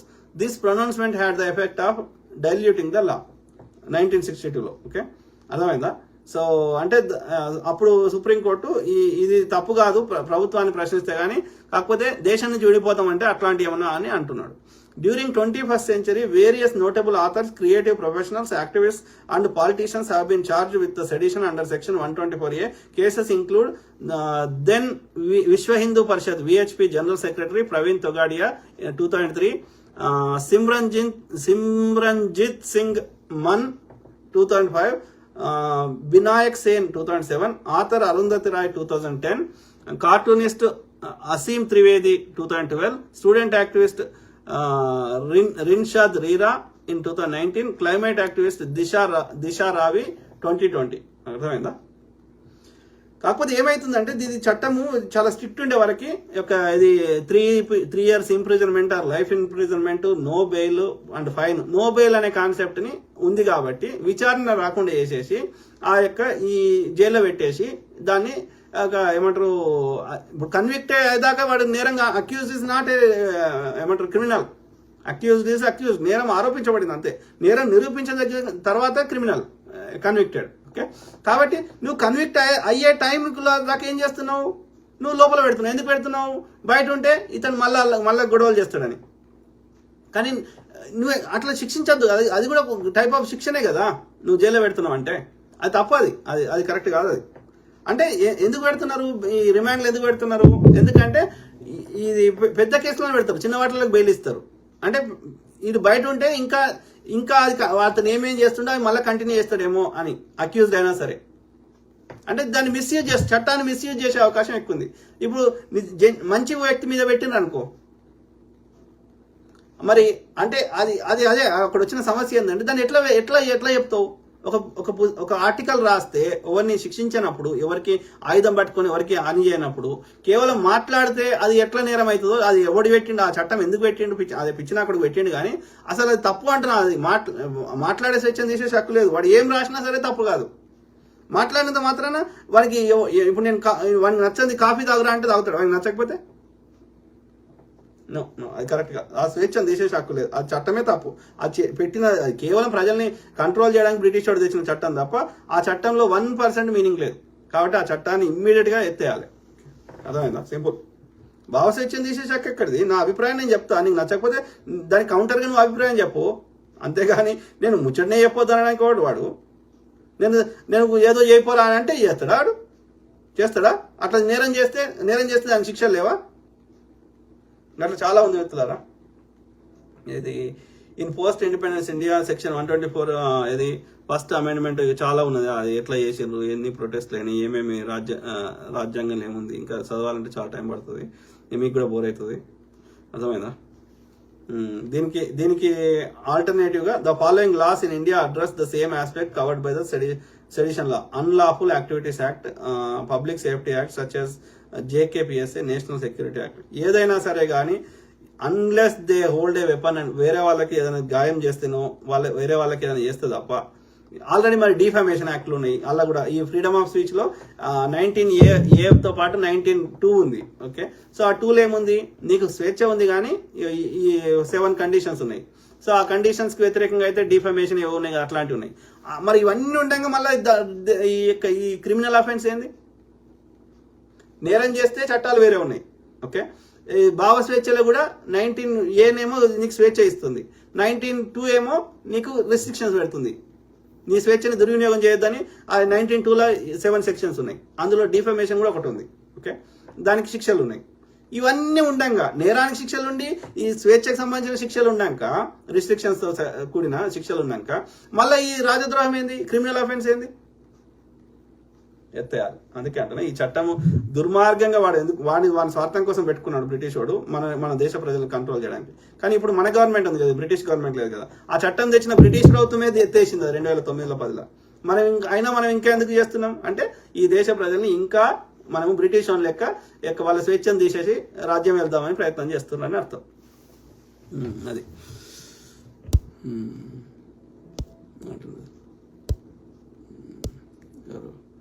So ఏం చూడు, నీలా Harish Aadhaar link చేస్తే చెప్పినాడు. వాహిద్ షా ఆల్వి, ఈ MIM party ఇతర రాష్ట్రాలు కానీ చెప్పినాడు. నీలా Harish MIM ऊपर शेरवानी अंदर RSS की काकी चड्डी. करेक्ट నీలా Harish correct. Yes Shah ఆల్వి. Okay.